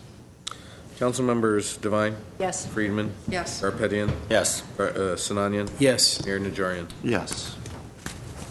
Next item, please. He is Director of Public Works regarding energy-efficient lighting improvement projects at various Glendale parking facilities. One is a resolution rejecting all proposals, dispensing with competitive bidding, authorizing city manager or his designee to directly negotiate with Electro Construction Corp. Towards a contract with the energy-efficient lighting improvement project at various Glendale parking facilities. Ms. Beers. Mr. Mayor, members of the City Council, I'll go to Rubik Galanian, Director of Public Works. Thank you, Ms. Beers. Good evening, Mr. Mayor, members of City Council. The report in front of you is regarding a contract for the installation of energy-efficient LED lighting systems at 3 of our downtown parking garages as well as the surface parking lots. In addition to the police department parking garage, the Larry's Arian Transportation Center, and the Glendale Community College parking structure. These energy-efficient lighting systems will provide approximately $200,000 of savings by our estimation annually, and they also have a much longer life expectancy than the conventional lighting systems. Back in April, after your authorization, we advertised for bids, and in May, we held a pre-job meeting at all the sites that 3 contractors attended. Unfortunately, there was only one contractor that was able to submit a bid. The other 2 contractors or bidders indicated to us that they were not able to meet the city's bonding requirements or the workers' prevailing wage payment requirements in the contract. After the submittal of the bid by Electro, the sole bidder, they and the manufacturer both have indicated to staff that there are significant opportunities for value engineering and to reduce the cost. In the meantime, keeping the same saving levels and the efficiencies that we get and the same quality in the contract. The proposal submitted by Electro Construction meets all the bidding requirements and it's responsive. Therefore, we are requesting your authorization for the city manager or his designee to enter into direct negotiation with Electro so that we can reduce the cost and bring back a contract back to you for award when we finalize the negotiation and appropriated the budget. With that, I'll be happy to answer any questions. Are there any questions? We'll break even in 3 years. Yes, sir. The payback is 3 years. And it's guaranteed for 5. We will get a warranty, extended warranty for 5 years, yes. And you're going to negotiate and come back to us with a final contract? Yes, Mr. Mayor. Okay. Including the value engineering items that you mentioned? Yes, Mr. Mayor. Thank you, Mr. Mayor. So is it normal for us to not get a response to our RFP to contract this large because of minimum wage issues? Mr. Mayor, Member City Council, Councilmember Sinanian, because of the size of the contract, there are only few companies, essentially larger companies, who can afford primarily the bonding requirements. which is the same level as the contract, and also the prevailing wage payment. Some smaller companies are not able to afford to pay that level of payment to their employees and essentially become unionized. And how much was our savings every year? Almost $200,000 annually. So how are you going to make that back in 3 years? The contract is $1.7 million, right? Very good question. This is the cost savings to the city. We have not calculated specifically how much the savings would be for work at the GCC parking structure. So they will also realize some savings as part of this contract. Yeah, but it won't be $1 million. I mean, $300,000 a year, would it? Right. For the GCC. It would be $300,000? Yeah, it's a very large parking structure, yes. The intention is to revamp the entire lighting system there. Yes, Mr. Snyder. Somewhat troubled by this discrepancy in the projected estimate and the end bid, which is almost twice as much as. And I see the explanation for why it went up, but really, I mean, it went up twice because of current building code requirements, scope additions, and restricted work hours. I mean, did we not take that into consideration? Are these not standard in these kinds of contracts? Mr. Sinanian, the preliminary estimate was done a while back, and we did not update the estimate when we advertised for bids. So what's a while back? It's been several years. This was done for budgeting purposes. The $900,000 was to set aside the funding for it. And because of as you know, every couple of years the building codes get upgraded, new standards come into play. And it's extremely difficult, unless you're a contractor who does this work day in and day out, to estimate the access difficulties and the timing and how much we limit the work they can do, because we cannot allow them to shut down parking structure the entire day. So it's limited timing. So it's very difficult, unless you're a contractor, to be able to estimate it. That's why we want to negotiate it directly with them to come up with a more flexible contract period. Okay. And I understand that respectfully, but twice. I mean, we in a few years the estimated cost went up 100%. That is the reason why we want to reject the bid, so that we find out what the reasons were specifically for this amount of bid. Do we have a realistic expectation of where we want to end up, or where we're likely to end up? Very close to the budget, sir. Because we have talked to the manufacturer and the contractor as well, and they both believe that there is significant opportunity for reduction in cost. And the budget being $900,000. Okay, very good. Okay. I have a suggestion, if I may. We hear a lot, and I don't blame you or the department, but because our projects get delayed, we have a cost estimation this year, and the projects come to the council in 4 years, and then we try to use that cost estimation from 3-4 years ago. Then that's why we have some issues, because contractors can say, hey, the cost of my insurance went up, or the cost of goods went up, or what have you. Same thing happened with last week's project. That was 1.2, then it went to 1.5. So is there a way that we can update our estimates while we're getting bids from different contractors? Mr. Mayor, Member of City Council, Councilmember Garpetian, that's a very good suggestion, and ordinarily, 90% of the time, before we bring an item to your council, before adoption of plans and soliciting for bids, we usually update the estimates. There are certain situations, in this case, the department and the division in particular was in transition, so the original estimate was done by a different team. Then my new management team took over, and it got lost in transition. Otherwise, ordinarily, that's what we intend to do. Got it. Thank you. We'll take that suggestion to heart. Ms. Devine? Well, I'm sorry. I was going to ask about Glendale Community College parking structure. Now, they're going to bear the full price or the cost of that structure? Yes, Councilmember Devine, we will enter into a joint reimbursement agreement with the GCC. They will pay for the cost of the contract, prorated for that parking structure, as well as our staff time. Okay. We were recently at Disney for the Special Olympics event, and I noticed in their parking garage they had like synchronized lighting. So the lights were not on all the time. They were off, and then as soon as you walked to a certain section, the lights went on. One set of lights went on.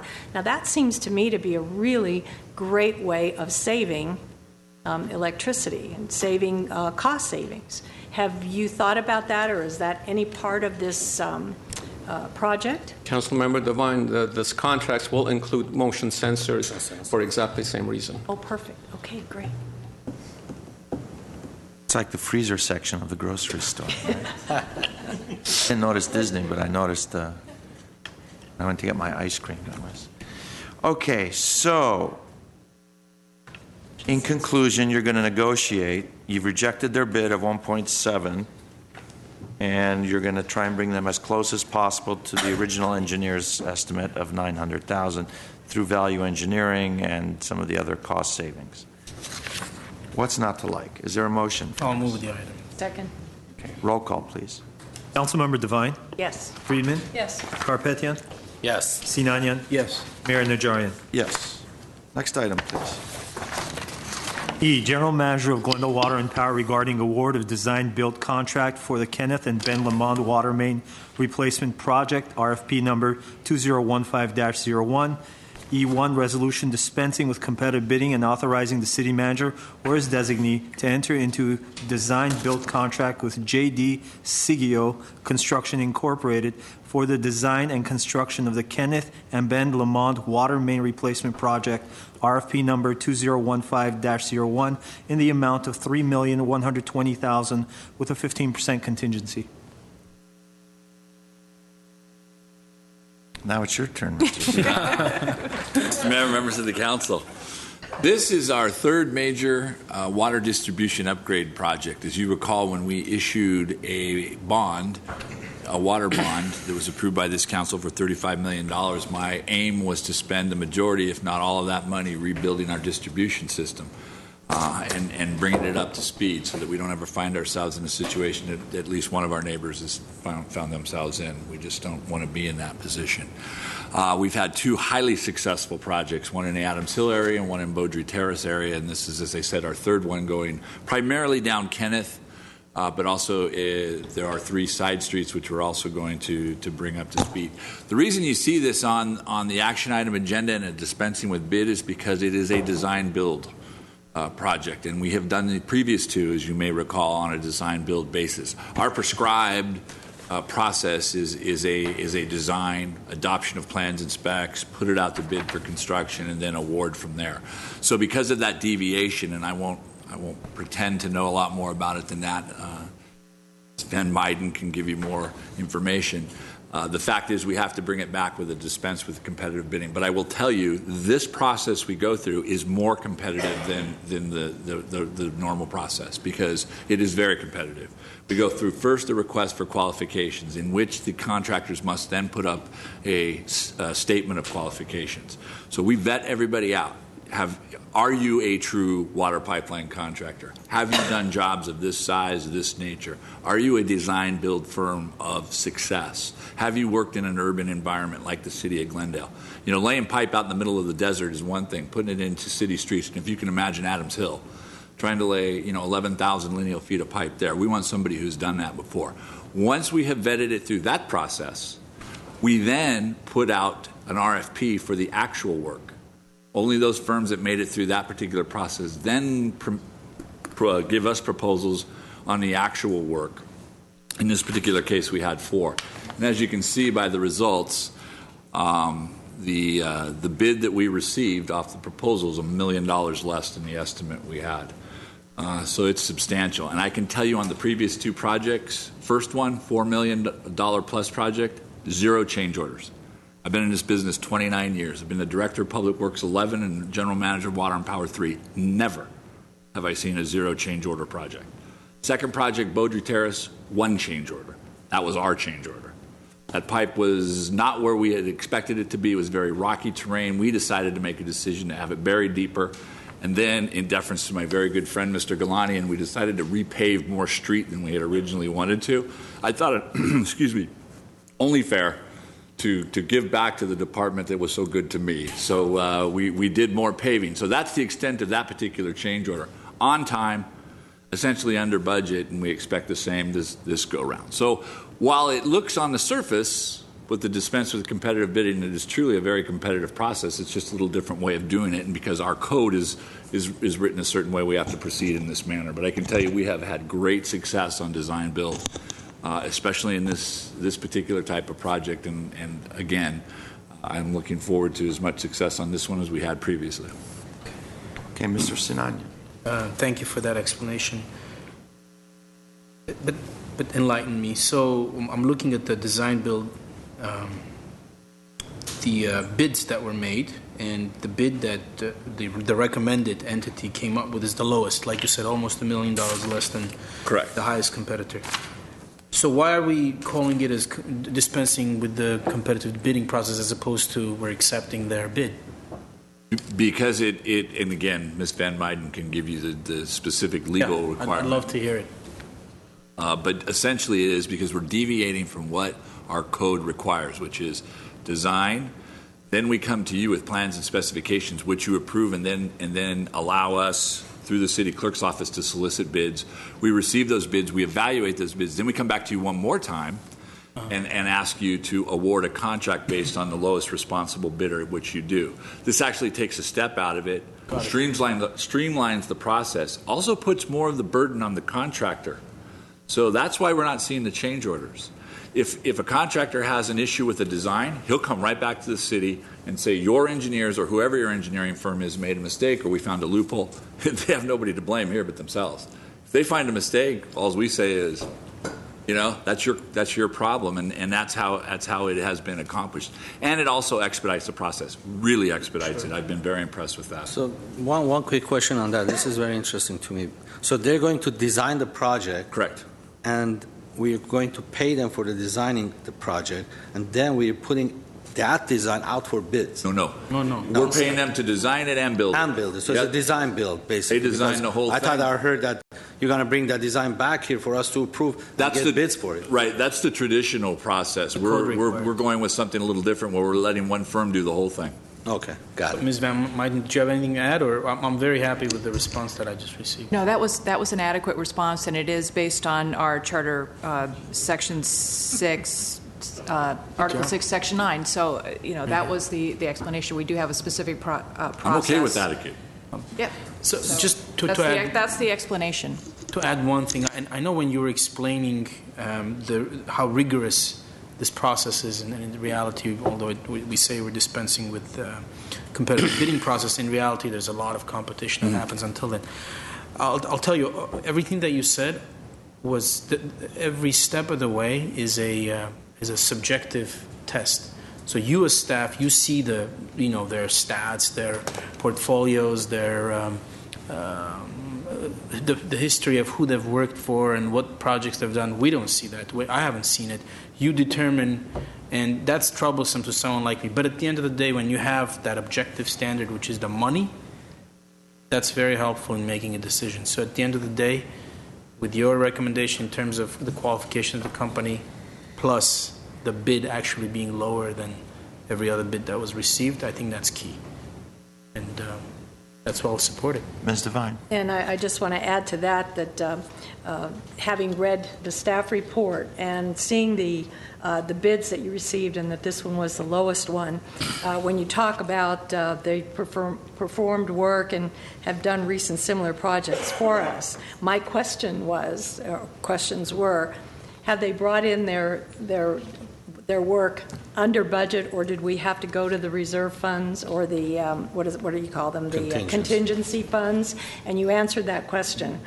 We don't. They brought them in. Have they brought them in below budget or at all, or just? Well, basically in this scenario, it has been, we haven't gone into the contingencies. They've brought it in both cases within budget. I want to say one might have even been low. Okay, great. And just as icing on the cake, this particular firm has worked for us before and has done outstanding work. Okay, I have a card from Mr. Mohill.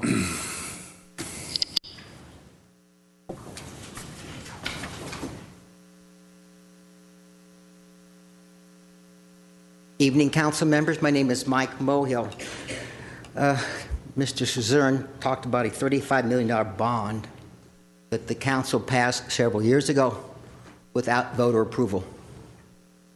The question is, why did we need the bond in the first place? Let me give you a little history lesson. That's because we were transferring millions of dollars out of GWP to the general fund to pay for our salaries and pensions. The same old story, isn't it? Salaries and pensions. $25 million. Mr. Zern, maybe you can tell us how many millions of dollars have been transferred out of GWP to the general fund just on the water side over the last several years. I know they stopped it a couple of years ago, but how much money was transferred out? Because that money should have stayed in the system. Next point is, the money's being buried. By the way, the bond is being buried in our GWP bill, so the public does not know there's a bond. Isn't that nice to know? The public does not know we are paying for a bond. Wow. Where's the transparency is what I like to know, and accountability. Also, I think, Mr. Zern, it would be nice for the community to know, for you to send a report of all the major water lines we have in the city, and how old are they? I understand from past reports they're 80 and 95 years old. Can we expect some water lines to break in the next several years?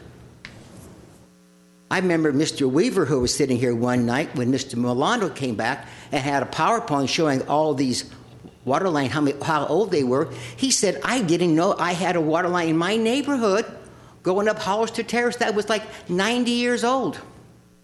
So I guess the city council is crossing their fingers every time they transfer money out of GWP to the general fund to pay for the salaries and the pensions of our union workforce.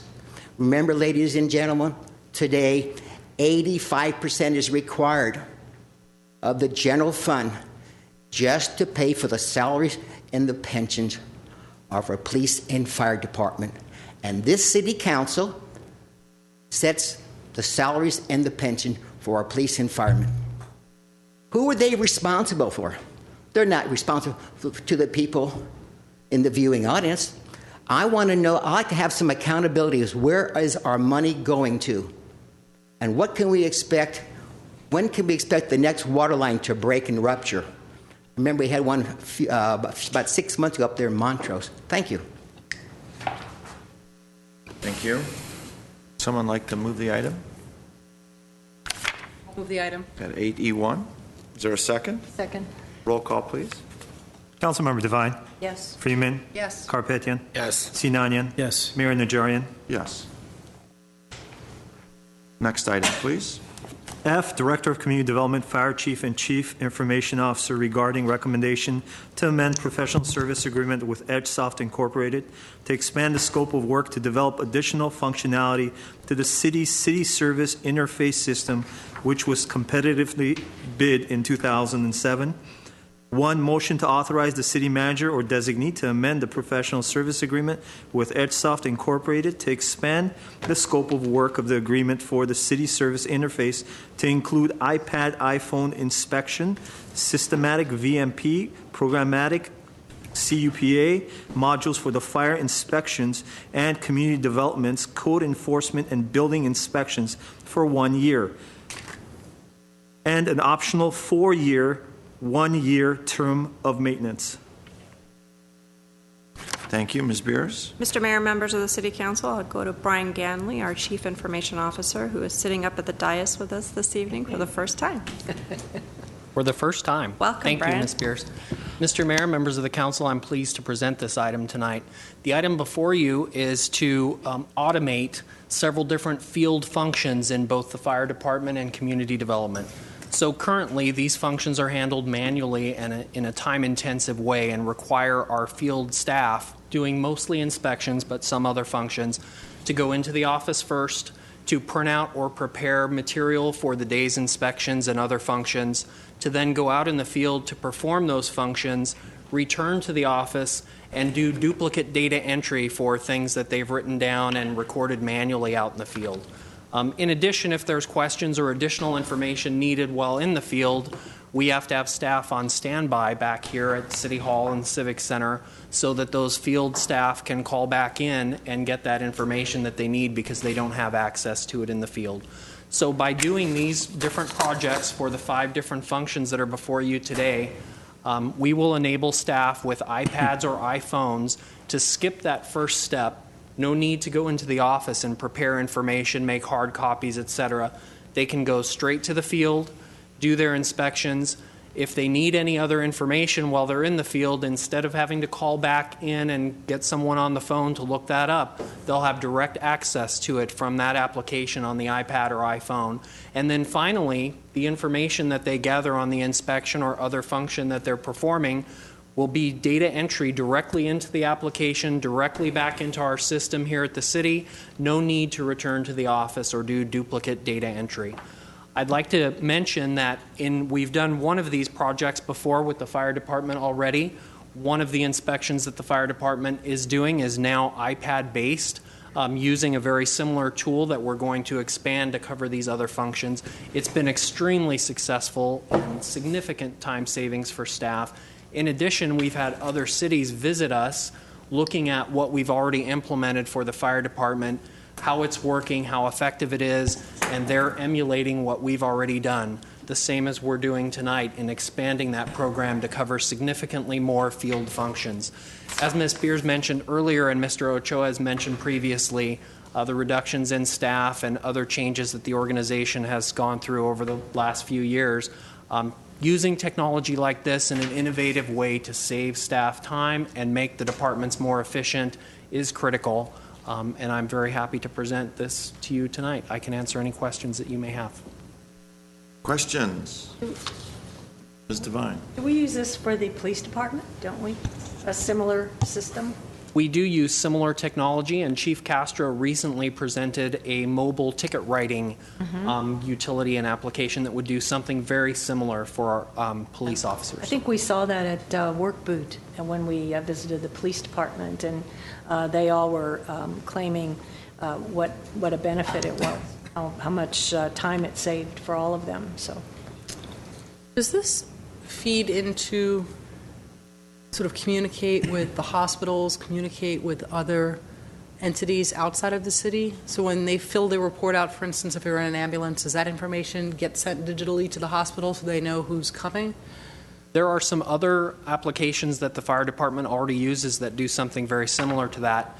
In this case, these functions are mostly land use and permitting based. Okay. And so it goes back into the city system. In at least one case, it does the reporting that's required by the state and other entities, automatically automates and uploads that information. So again, saving time, saving manual data entry. So that does that. It's going to be coordinating with the state, you said?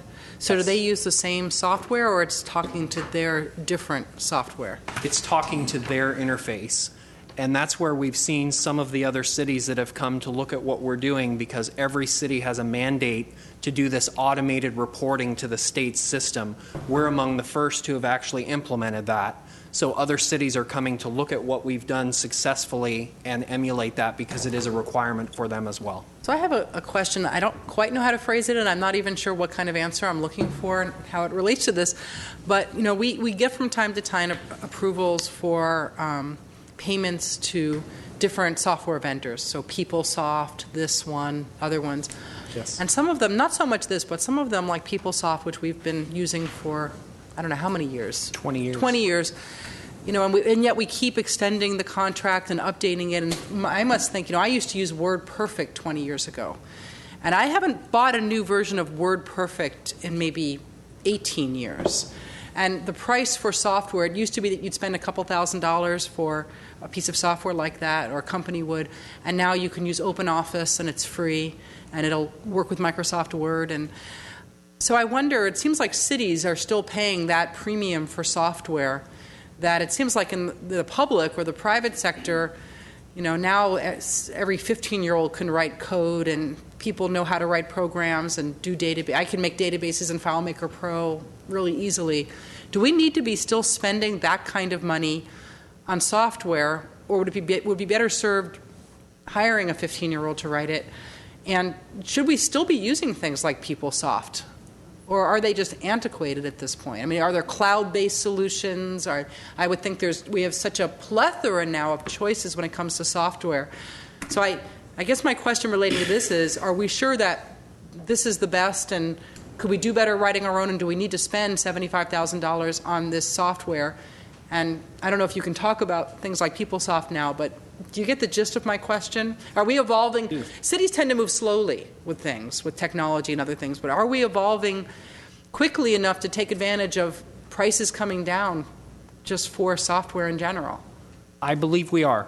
In this particular case, I think that a few years ago this would have been difficult to impossible to do. And I think that's why certainly pre-iPad, much more complicated and expensive to do. So I think today we're already seeing the benefit of those reduced costs. Technology over time does get less expensive.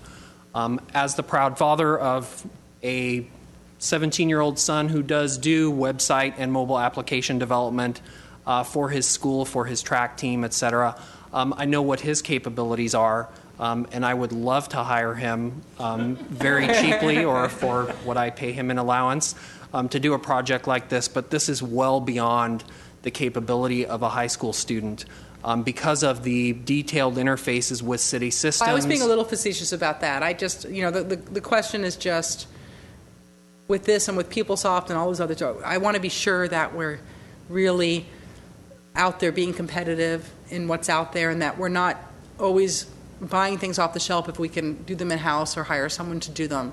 So I just you don't have to answer, but just keep that in your mind. And the next time PeopleSoft comes in, I'd love to know why we're still using it, and is it really, is it still the program to use? That kind of thing. I know you can't talk about that tonight, but if I may comment indirectly at least, we certainly will be back in front of council over the next couple of months regarding a replacement product for PeopleSoft. We've been working very hard over the past year or more now, going through an RFP process and a selection process. So typically with enterprise level software that does financials or permitting, like the CSI system that this is regarding, you would expect to get 10 to 15 years of life out of a system before you go look for replacements. So in the case of PeopleSoft, it's certainly been more than that 15 years. And indeed, we are looking at other alternatives. And I think when we come back to present that to council, you will find that we can get significant cost savings by implementing a different system. But this does sound great. I'm glad that you're using the latest technology to speed things up out in the field and make things more efficient. Thank you. Any other questions? What's the price tag for this? This is about $88,000 one time plus a contingency that we ideally will not spend, and then approximately $11,000 a year in maintenance. So is that total cost, optional annual terms, total cost not to exceed $159,000? That's over the full 5-year cost of purchase and 5 years of maintenance. So that is the total cost over several years. But there is a one-time upfront cost of, you can see in the table at the top, $66,400 without contingencies, and then a couple of paragraphs down, $22,200 for the community development modules. So about $89,000 in software licensing and professional services to implement. And then between the maintenance for the fire applications, $8,000 a year. For the community development applications, $3,000 a year, so about $11,000 a year.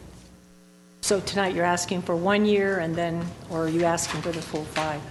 Asking for a contract approval to enter into a contract with the vendor to do this. These are budgeted funds for 15-16, and then in future fiscal years, asking for authorization to continue to pay that maintenance, which will be budgeted each of those years. I'll move the item. Second. Roll call, please. Councilmember Devine. Yes. Friedman. Yes. Karpetian. Yes. Sinanian. Yes. Mayor Najarian. Yes. Next item. G, Director Community Development regarding proposed ordinance amending the City of Glendale Building and Safety Code to provide an expedited, streamlined permitting process for small residential rooftop solar systems per California Assembly Bill 2188.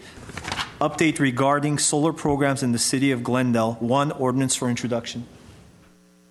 Ms. Beers? Mr. Mayor, members of the City Council, we're going to go back to Steve Zern, who is going to give you a short overview. Mr. Mayor, members of the council, and actually the crux of this is in Ms. Edwards, our building official's shop. But I wanted to take the opportunity, Ms. Friedman especially had asked for a brief update on our solar incentive programs, which obviously ties right into the new legislation. I know it's getting late, so I know, Mr. Mayor, if you want to cut me off, and I say that only because I will be back to you in about 2 to 3 weeks with a specific funding request for additional solar incentives, and I can go into a lot more detail then. I do have a question. Why is Yes, this limited to 10 kilowatts? Why can't we allow people to generate more power? Well, Ms. Friedman, I think the misnomer is that, and this was something that was in the Glendale News Press, where the thought is that this law suddenly says it's only 10 kilowatts or less. No. This streamlining ordinance applies to only 10 kilowatts or less. You can ask for, the way in GWP that we categorize projects, 30 kilowatts and less is small, over 30 kilowatts is large, and believe me, we've had some very, very large projects. In other words, you want to have a more rigorous permitting process for something that's generating more kilowatts? That was the idea in Sacramento after debates with both building officials and utilities is as you start to get up to the bigger projects, and that's probably more commercial than residential, because I'll tell you about, I think 90% of our incentive projects are under 10. But you would allow a larger project. We would absolutely allow it, but when it gets into that, and Ms. Edwards can speak to that, you're talking about bigger. You're talking about structural issues. You're talking about on-site electrical issues. It's a question of streamlining. So basically, the letter in the news press, the writer was a little bit. His concern seemed to be that we were limited to that. No, and we absolutely are not. It's just this particular streamlining applies to 10 and less. Great. You want to get. We've got. I can tell you some. What is the average household rooftop program? Less than 10. Less than 10. Okay. Yes. So 90% of our projects, because we give first priority to residential and small projects, most of those would fall under this streamlining category. Okay. But again, unless you'd like me to go into detail now, I'll wait till I come back because I'm going to ask you for actually more funds because we have had an overwhelming number of requests, likely because the legislation is drying up. It'll end at the end of next year. But that'll give me an opportunity to go in more detail through the solar solutions programs, how those are funded, and some of the successes we've had there. So with that, Ms. Edwards can certainly talk about the building and safety department if you'd like. But essentially, this is to streamline the smaller project. Well, let's. Good evening, Ms. Edwards. I know you've been sitting through a moderate length meeting, but let me ask if there's any specific questions that council has for you with regard to our compliance with AB 2188. How are we? I'm sorry. Go ahead. Ms. Devine. I just have a comment that to commend to the city that we've been offering this solar solutions program since 2002. So this is nothing new to our city. And of course it is an attempt to remove obstacles for the residents. So I feel it's a good. And I thank you for that comment because Glendale has been offering solar incentives, we think, longer than most utilities in the state. So we've been very progressive in that regard. Mr. Garbettian. Yes, this streamlining process, is there a cost involved? I mean, if I want to streamline and put a 10 kilowatt, and also I would like to know the average size of the house, the square footage that 10 kilowatt would serve. I'd have to go back and look at that for you. I can get you the average size of the systems, but if you want the average size of the square footage, I'll come back and I'll make sure I try to get that in my next report. Okay. And to answer your question about any permit fees that are involved, and Ms. Edwards can talk about the specifics, if you're in our incentive program, we pay those permit fees. That's included as part of your incentive. Also, I would like to know I know we ran out of budget, but what is our incentive program, what does it include? What do we offer to our community to install solar panels? Generally, each year we set aside $1.55 million for offering incentives for folks who want to put rooftop solar on their house. And actually, it includes whether you have put it on already, or in some cases, if it's been recently installed, you're still eligible for the program. As I said, with the program sunsetting, we had 186 applications in about 10 minutes this year. And that's why I'm coming back, because I'm going to ask that that we put additional funds in and fund all of those projects in this particular year. The funding's available. The statute, SB 1, that we operate under, requires us to actually meet demand, at least up until the end of 2016. We have a cap of $15 million, and we haven't reached that yet. So all of that, again, I'll explain in more detail when I get to you. But it's been a very successful program. As I said, we give the priority, and a great many of our projects are residential, small, less than this 10 kilowatt. And I think most people have been very, very happy with that. We do have some big projects, no doubt, but we tend, as I said, to give the first nod towards these smaller residential projects under 30 kilowatts, and in most cases, as I said, under 10. Question. Will that million that you'll be asking for go towards the $300,000 that's mentioned in the staff report that we're... The million I would come back and ask you for will be added to the existing $1.55 million you've already approved. And just as a little background, this comes out of our public benefit charge, which is a percentage that we charge on electrical sales. And each year, well, I won't say each year, every 2 years I bring a budget to council, a 2-year budget with all of the public benefit charge programs, of which the solar incentives is included. We get that approved by council, generally about $6 to $6.5 million a year, which is pretty much what our revenue intake is. We try to spend it all on these energy conservation programs, and that's the majority of what is covered under public benefit charge.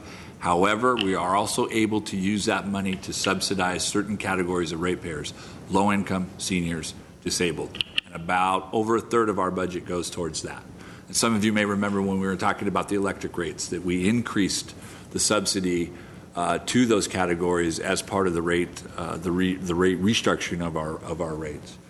So again, I can get into a lot more detail when I bring that back to you, but we've probably got about $4 million. You keep saying that. Get into more detail. I'm waiting for the mayor to go. All right, let's thank you, Mr. Zern. You've done a great job, and Ms. Edwards, we know that you're going to be probably the most popular person in the United States solar construction community, at least in Glendale.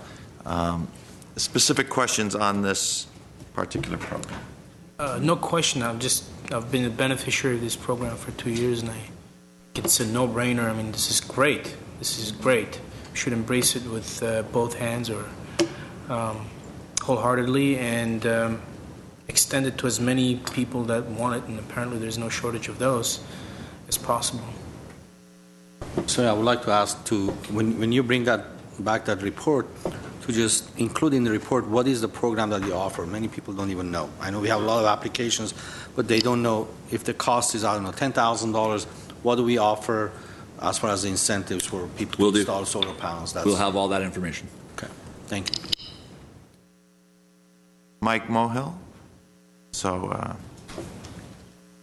you can sit aside, Ms. Edwards. I think we're okay with you. There might be a few more questions, or not. Evening, council members. My name is Mike Mohill. As more people go to solar and their utility rates decreases, the people who do not go to solar, they pick up the rest of the fixed cost, don't they? Who's making up the difference when people go to solar? Councilman Sinanian, you've benefited for 2 years.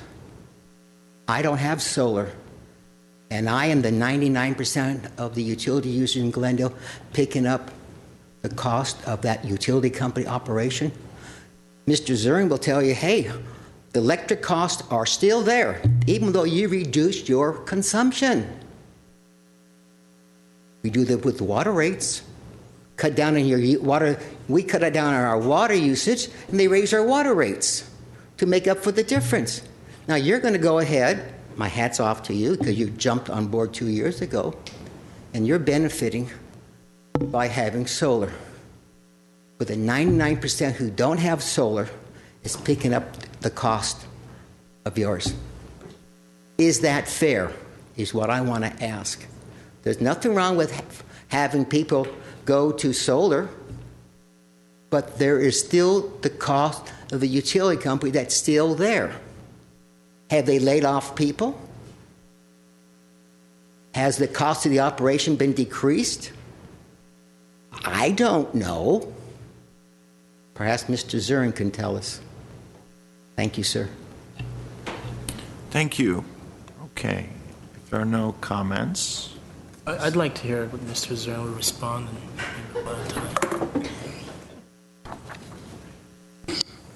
Mr. Mayor, specifically, a couple of points were raised. One is, Mr. Mayor, members of the council, and maybe this comes from the oftentimes misunderstanding that by putting a solar system on your house, you've suddenly become free and clear and are off the grid, literally, and that just isn't the truth.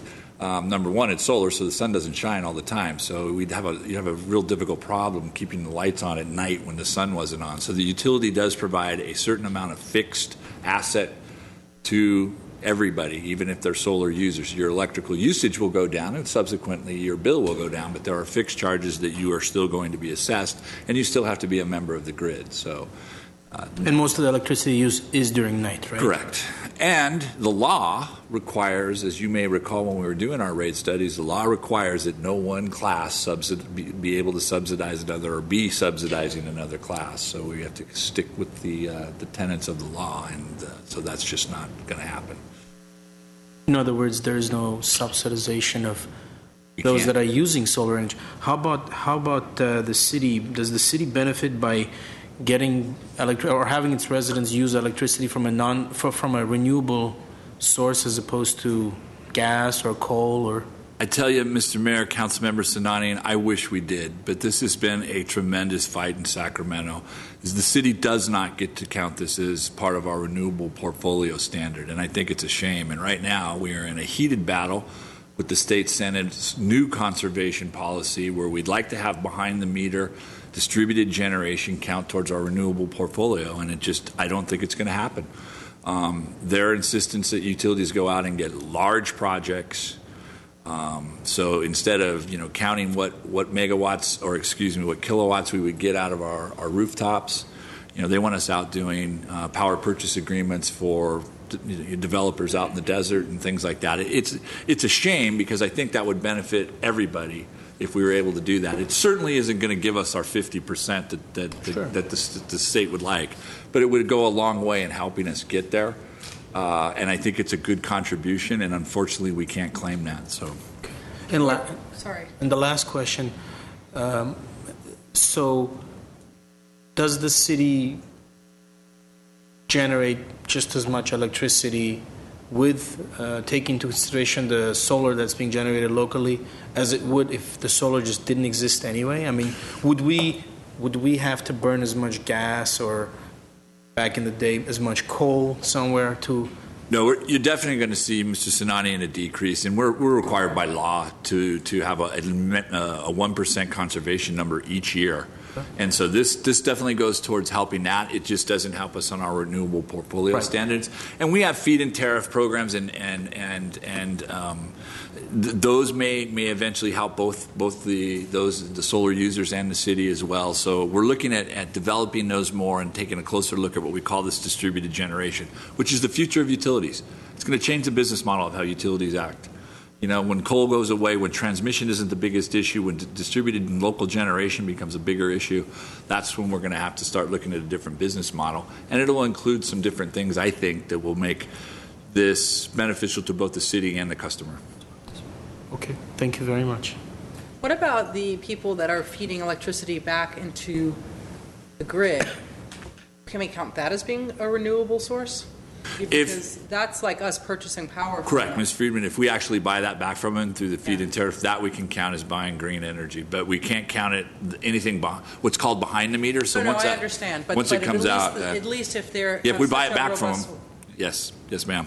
And then the incentive, where do those funds come from? The public benefit charge. So this is a 3.6% levy that we have on sales. Right. So in a way, I mean, Mr. Mohill's correct that it is being subsidized by ratepayers.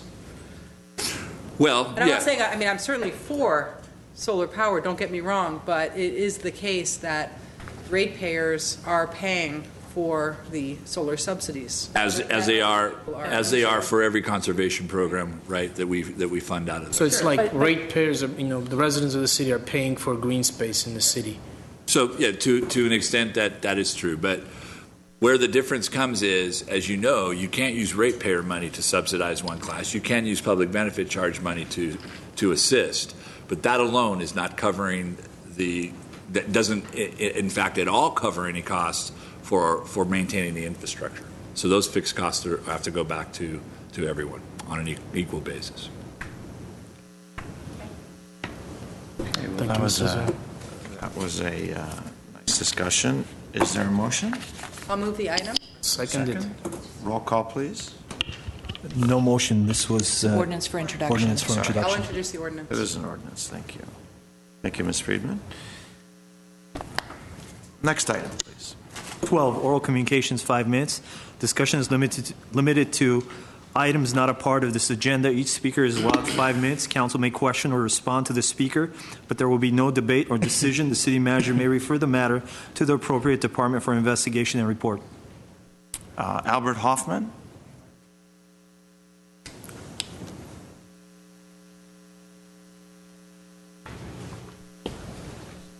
Good evening, Mayor, Nigerian Council, staff, and the public.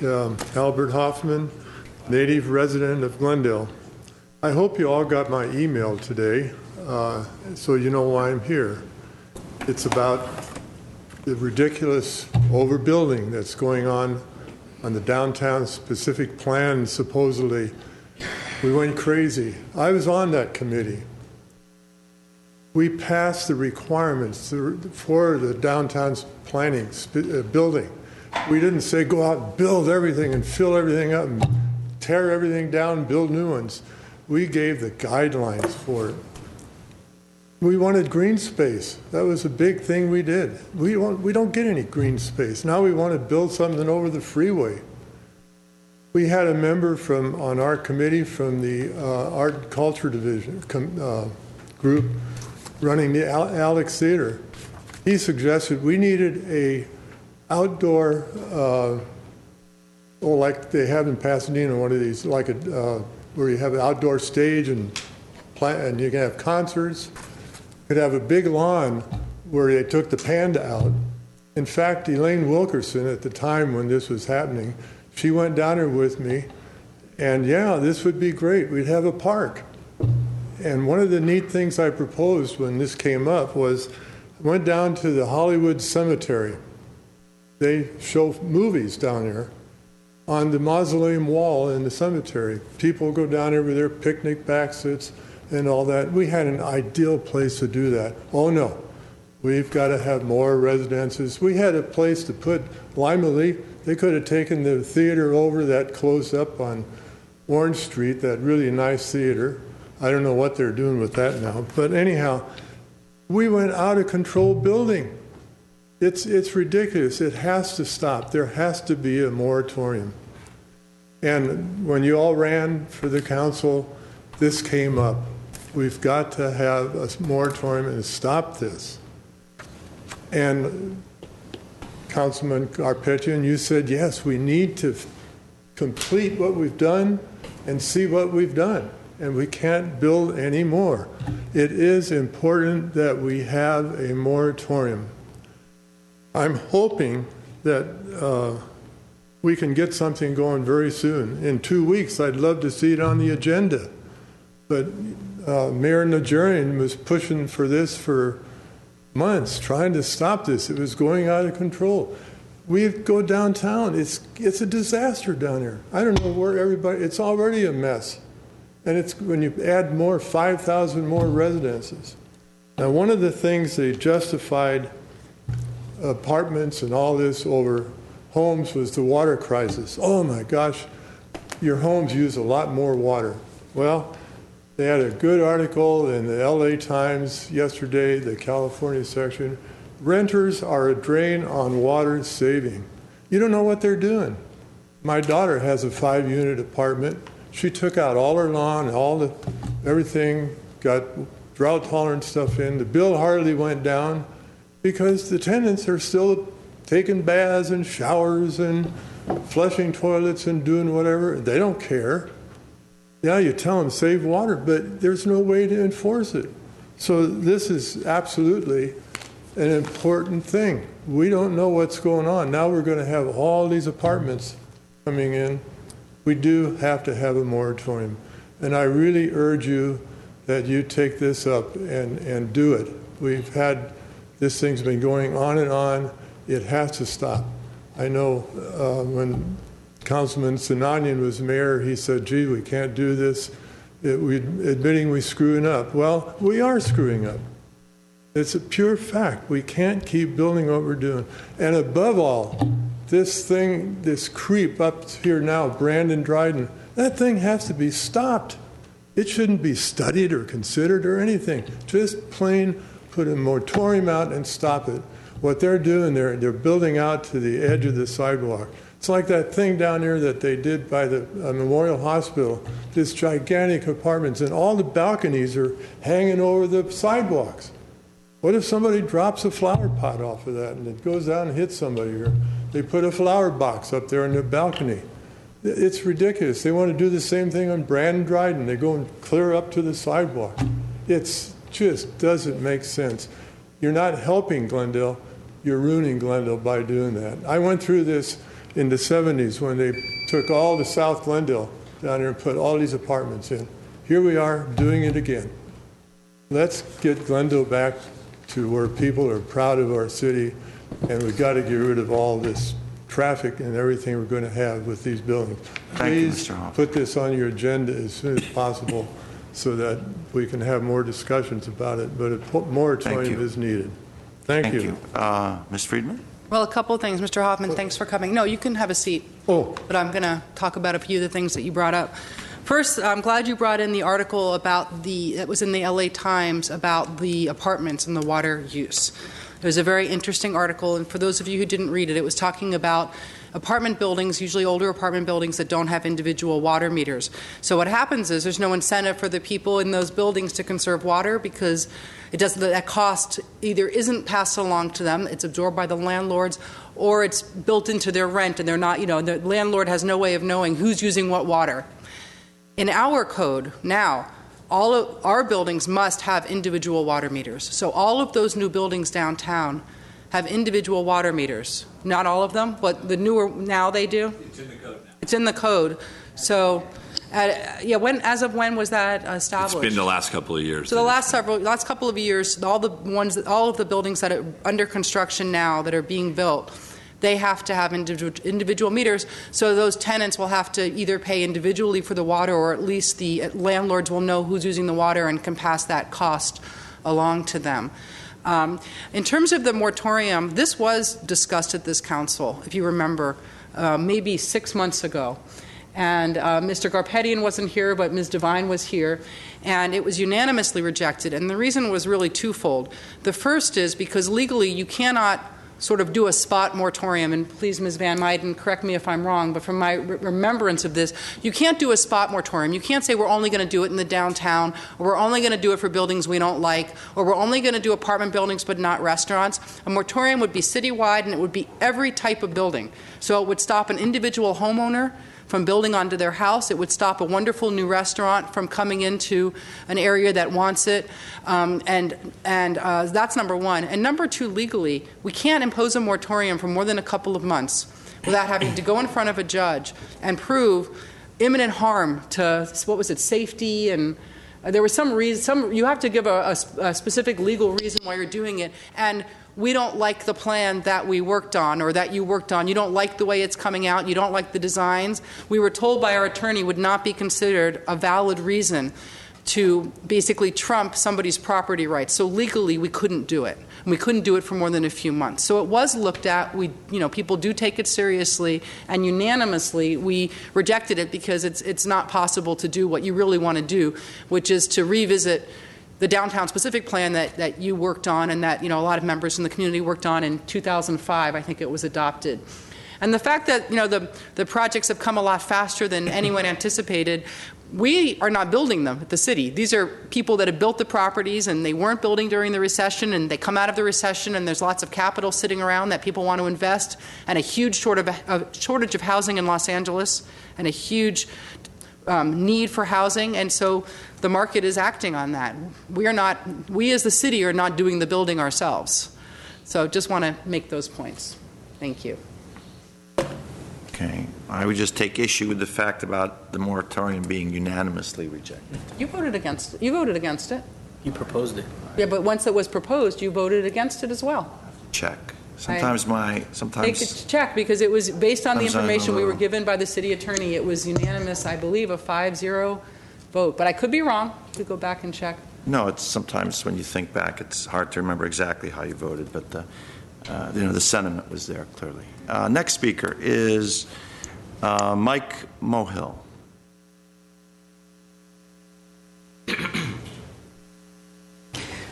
Good evening, council members. My name is Mike Mohill. Part 2, Legacy of Mayor Najarian and Councilwoman Friedman. Last week, I came before this city council, and I, like many residents, have expressed frustration with this council and previous ones with the rapid overbuilding and poor quality the over 4,000 ugly apartments and condos have brought to downtown. Mega apartment complexes approved with numerous variances. Mayor Najarian approved 90%, and Councilwoman Freeman approved all 100% of these ugly apartments and condos. No classic details as we would find in the beautiful city of Pasadena. Once the thousands of new apartments and condos are fully occupied, there will be a continued traffic nightmare at the intersections of the 134 freeway at Pacific, Central, Brand, and Glendale Avenue. To accommodate the millionaire developers and for them to save millions of dollars, both Friedman and Najarian allowed the developers of LV Apartments, formerly Broadway Lofts, and Lemley Theater Lofts, to be able to use the taxpayers' paid Maryland Street parking structure at a discount. Mrs. Friedman, as mayor, when residents came forward complaining about their high water costs, you said the more we allowed apartments and condos to be built, the water costs will be cheaper. Really? From which school of economics did you graduate? And you are a board member of the Metropolitan Water District representing Glendale. I recently presented a PowerPoint with a dozen pictures of 2 mega apartment complexes along Wilson Brand and Wilson Orange. Buildings with 0 to 2 feet setbacks, limited loading and unloading areas, no public green belt, but many cheaply constructed overhanging balconies. Balconies that should have been built with enough setback and not hanging over the public right-of-way. Unfortunately, sooner or later, if someone gets hurt or is killed from these overhanging balconies, there will be a lawsuit and a case law named after the city of Glendale and all the parties involved. Mayor Najarian, last week, after looking at my PowerPoint pictures, you stated that you did not approve those buildings. Aram, would you please show my pictures I presented last week? The Holland Partner property located at 200 West Wilson Avenue on the corner of Orange Avenue. Thank you. Ladies and gentlemen, please notice that these are hanging balconies. That orange at the top are hanging balconies over the public right-of-way. Next, please. Mayor Najarian said he hated them and therefore voted against this project. Arm, can you please show my next picture of the special meeting of Glendale City Council, October 30, 2012, which I circled The minutes of that meeting where Mr. Nigeri and Mrs. Friedman both approved Stage 1 and Stage 2 of the Holland Partners 200 West Wilson Orange Mega Apartment Complex. Mayor Nigerian, in 2013 at a Northwest Homeowners Council candidate forum with Mrs. Friedman and me sitting nearby, you stood up and stated you were going to put the brakes on any new development after the damages you created with Mrs. Friedman. Did you say that because at the time you had already approved 90% of the apartment complexes, like the Holland Partners 200 West Wilson project, plus Lemley Theater lofts, Verdugo Gardens, Lexus on Orange, The Link, the legendary Towers, Chandler Pratt Complex, the Nexus at Central Avenue, and 2 other mega apartment buildings between the 134 freeway, Doran, and Pioneer Streets? Mayor Nigerian, you like to come off as this great, let me change the picture, please. You like to come across now as this great champion of the people, fighting against overdevelopment, fighting to preserve a lower density. Please spare us the theatrics. And you now want the people to vote for you as our next county supervisor. Here are for the record, here is the record of the city council meetings of October 2013 that you can pass time to is the up, other, Mr. Mohill. to the council. Thank you, members. Mr. Mohill. Any comments? It's 100%er. Well, look, I'll just say, the building that you keep showing at the corner of Brand and Wilson, Wilson and Orange, I've been in that building. I think it's a pretty nice building. Would I have designed everything the same way? Maybe not, but I certainly don't think it's a horrible building that's going to destroy the city. When I drive down Brand and see it, I think it looks pretty nice. You know, architecture is pretty subjective. I will say that our downtown, compared to what it was 10, 15 years ago, yes, there's a huge difference. I think there's a huge difference for the better. Our downtown used to be dead. It was a place people didn't go at night. I remember driving to Pasadena to go to the movies and eat. And when I campaigned, one of the number one complaints that we got was people said there's nothing to do in Glendale, there's nowhere to go, there's nowhere to eat, there's no activity on our streets. And we have a very different downtown now, and one that people go to from all over the region to shop and eat and work. So is everything always perfect when you expand and when you grow? Of course not. You're always going to get some negative things with positive things. But I love that now when I go out in my city, I have places to go. And I love driving down Brand at night. In fact, when I leave here tonight, I always love driving up Brand Boulevard and seeing people on the street. It's something you wouldn't have seen 10 or 15 years ago in this city. And I think that is a real success story, that during a recession, we were able to grow our downtown economy, that we were able to bring business, keep shops open, keep stores open, and not only that, but to have new stores like Bloomingdale's and Nordstrom's open in our city. And that's all a piece of the puzzle. You wouldn't have gotten that if you didn't also have the downtown specific plan allowing housing to come for the first time into the downtown. So keep that in mind when you think about the things that you don't like, but there's also probably a lot of things that we all do like about what's been happening. So I just have a few comments. The pictures that Mr. Mohill showed, I believe, are the project. Is that not Brand and Brand? Okay, so Different projects. those are 2 different projects. The project that he's referencing is the project that sits on the site of Joann Fabrics, the previous site of Joann Fabrics. And this other project that he's showing is the one that's at the corner of Brand and Wilson. So not to say he's baiting and switching, but he's talking about one vote for one different project, and he's showing another project. And if my memory serves me correctly, there was initially a much, much larger project approved for that corner. Video, please. Ta-da!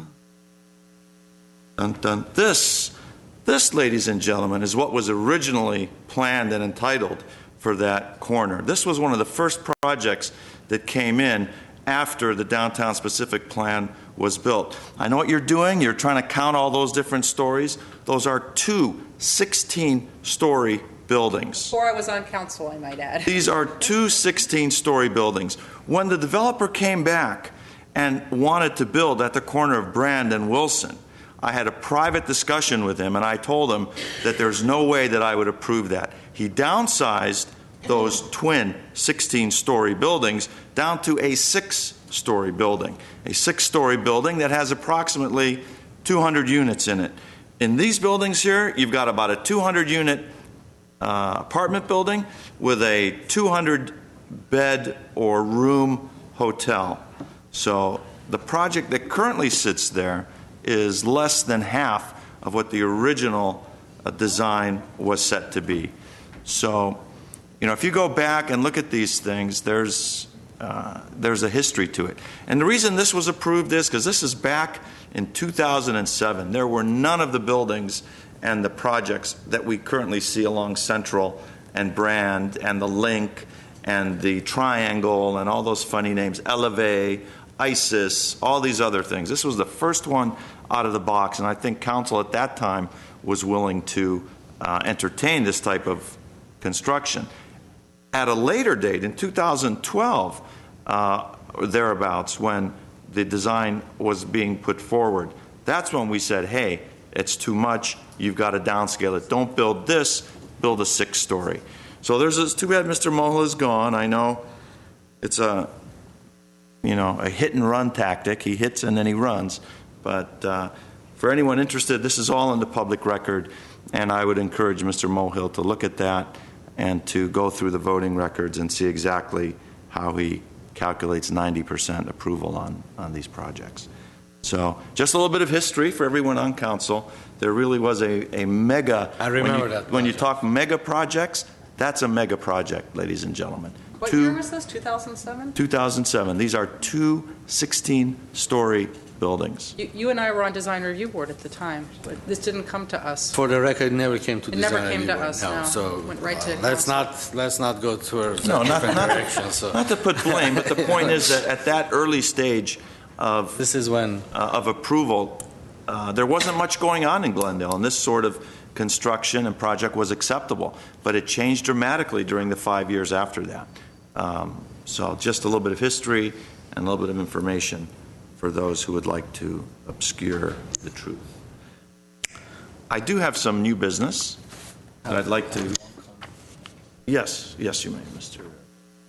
Thank you, Mr. Mayor. I think what we need to do, speaking of design review board, I asked that 2004 and 5 and 6 and 7 when I was on the board to have for the future of the city and explore some ideas and brainstorm.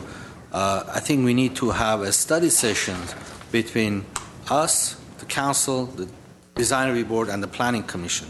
Because the commission is an extension of the city council, and I think we need to have that study session so we can explore ideas, and the commissioners would know where the council is coming from, what are our ideas for the future of Glendale. Because the zonings, you can put a moratorium for a few months, is not going to solve the issue today. Maybe it solves it today, but not the future. We need to come back and see, are we happy with the zones that we have today, or the codes that we have today? Are we going to change it? Are we going to upzone it, downzone it? Whatever has to be done. I think the commission, especially the planning commission, needs to be involved as well and have a study session, which we never had. And I think that's very healthy to have that discussion in a study session with the commissioners. Okay, I think that's a good idea. So as soon as the city manager can facilitate that in an informal setting, but if we have to notice it, we'll notice it. I think some of the complaints that people are bringing up, like the lack of greenery and public open space, is very valid. And that comes from the design process and the way that our codes are set up to not require that. And I think it's a lot easier for us to look at changing some of those codes to make those requirements rather than incentive-based.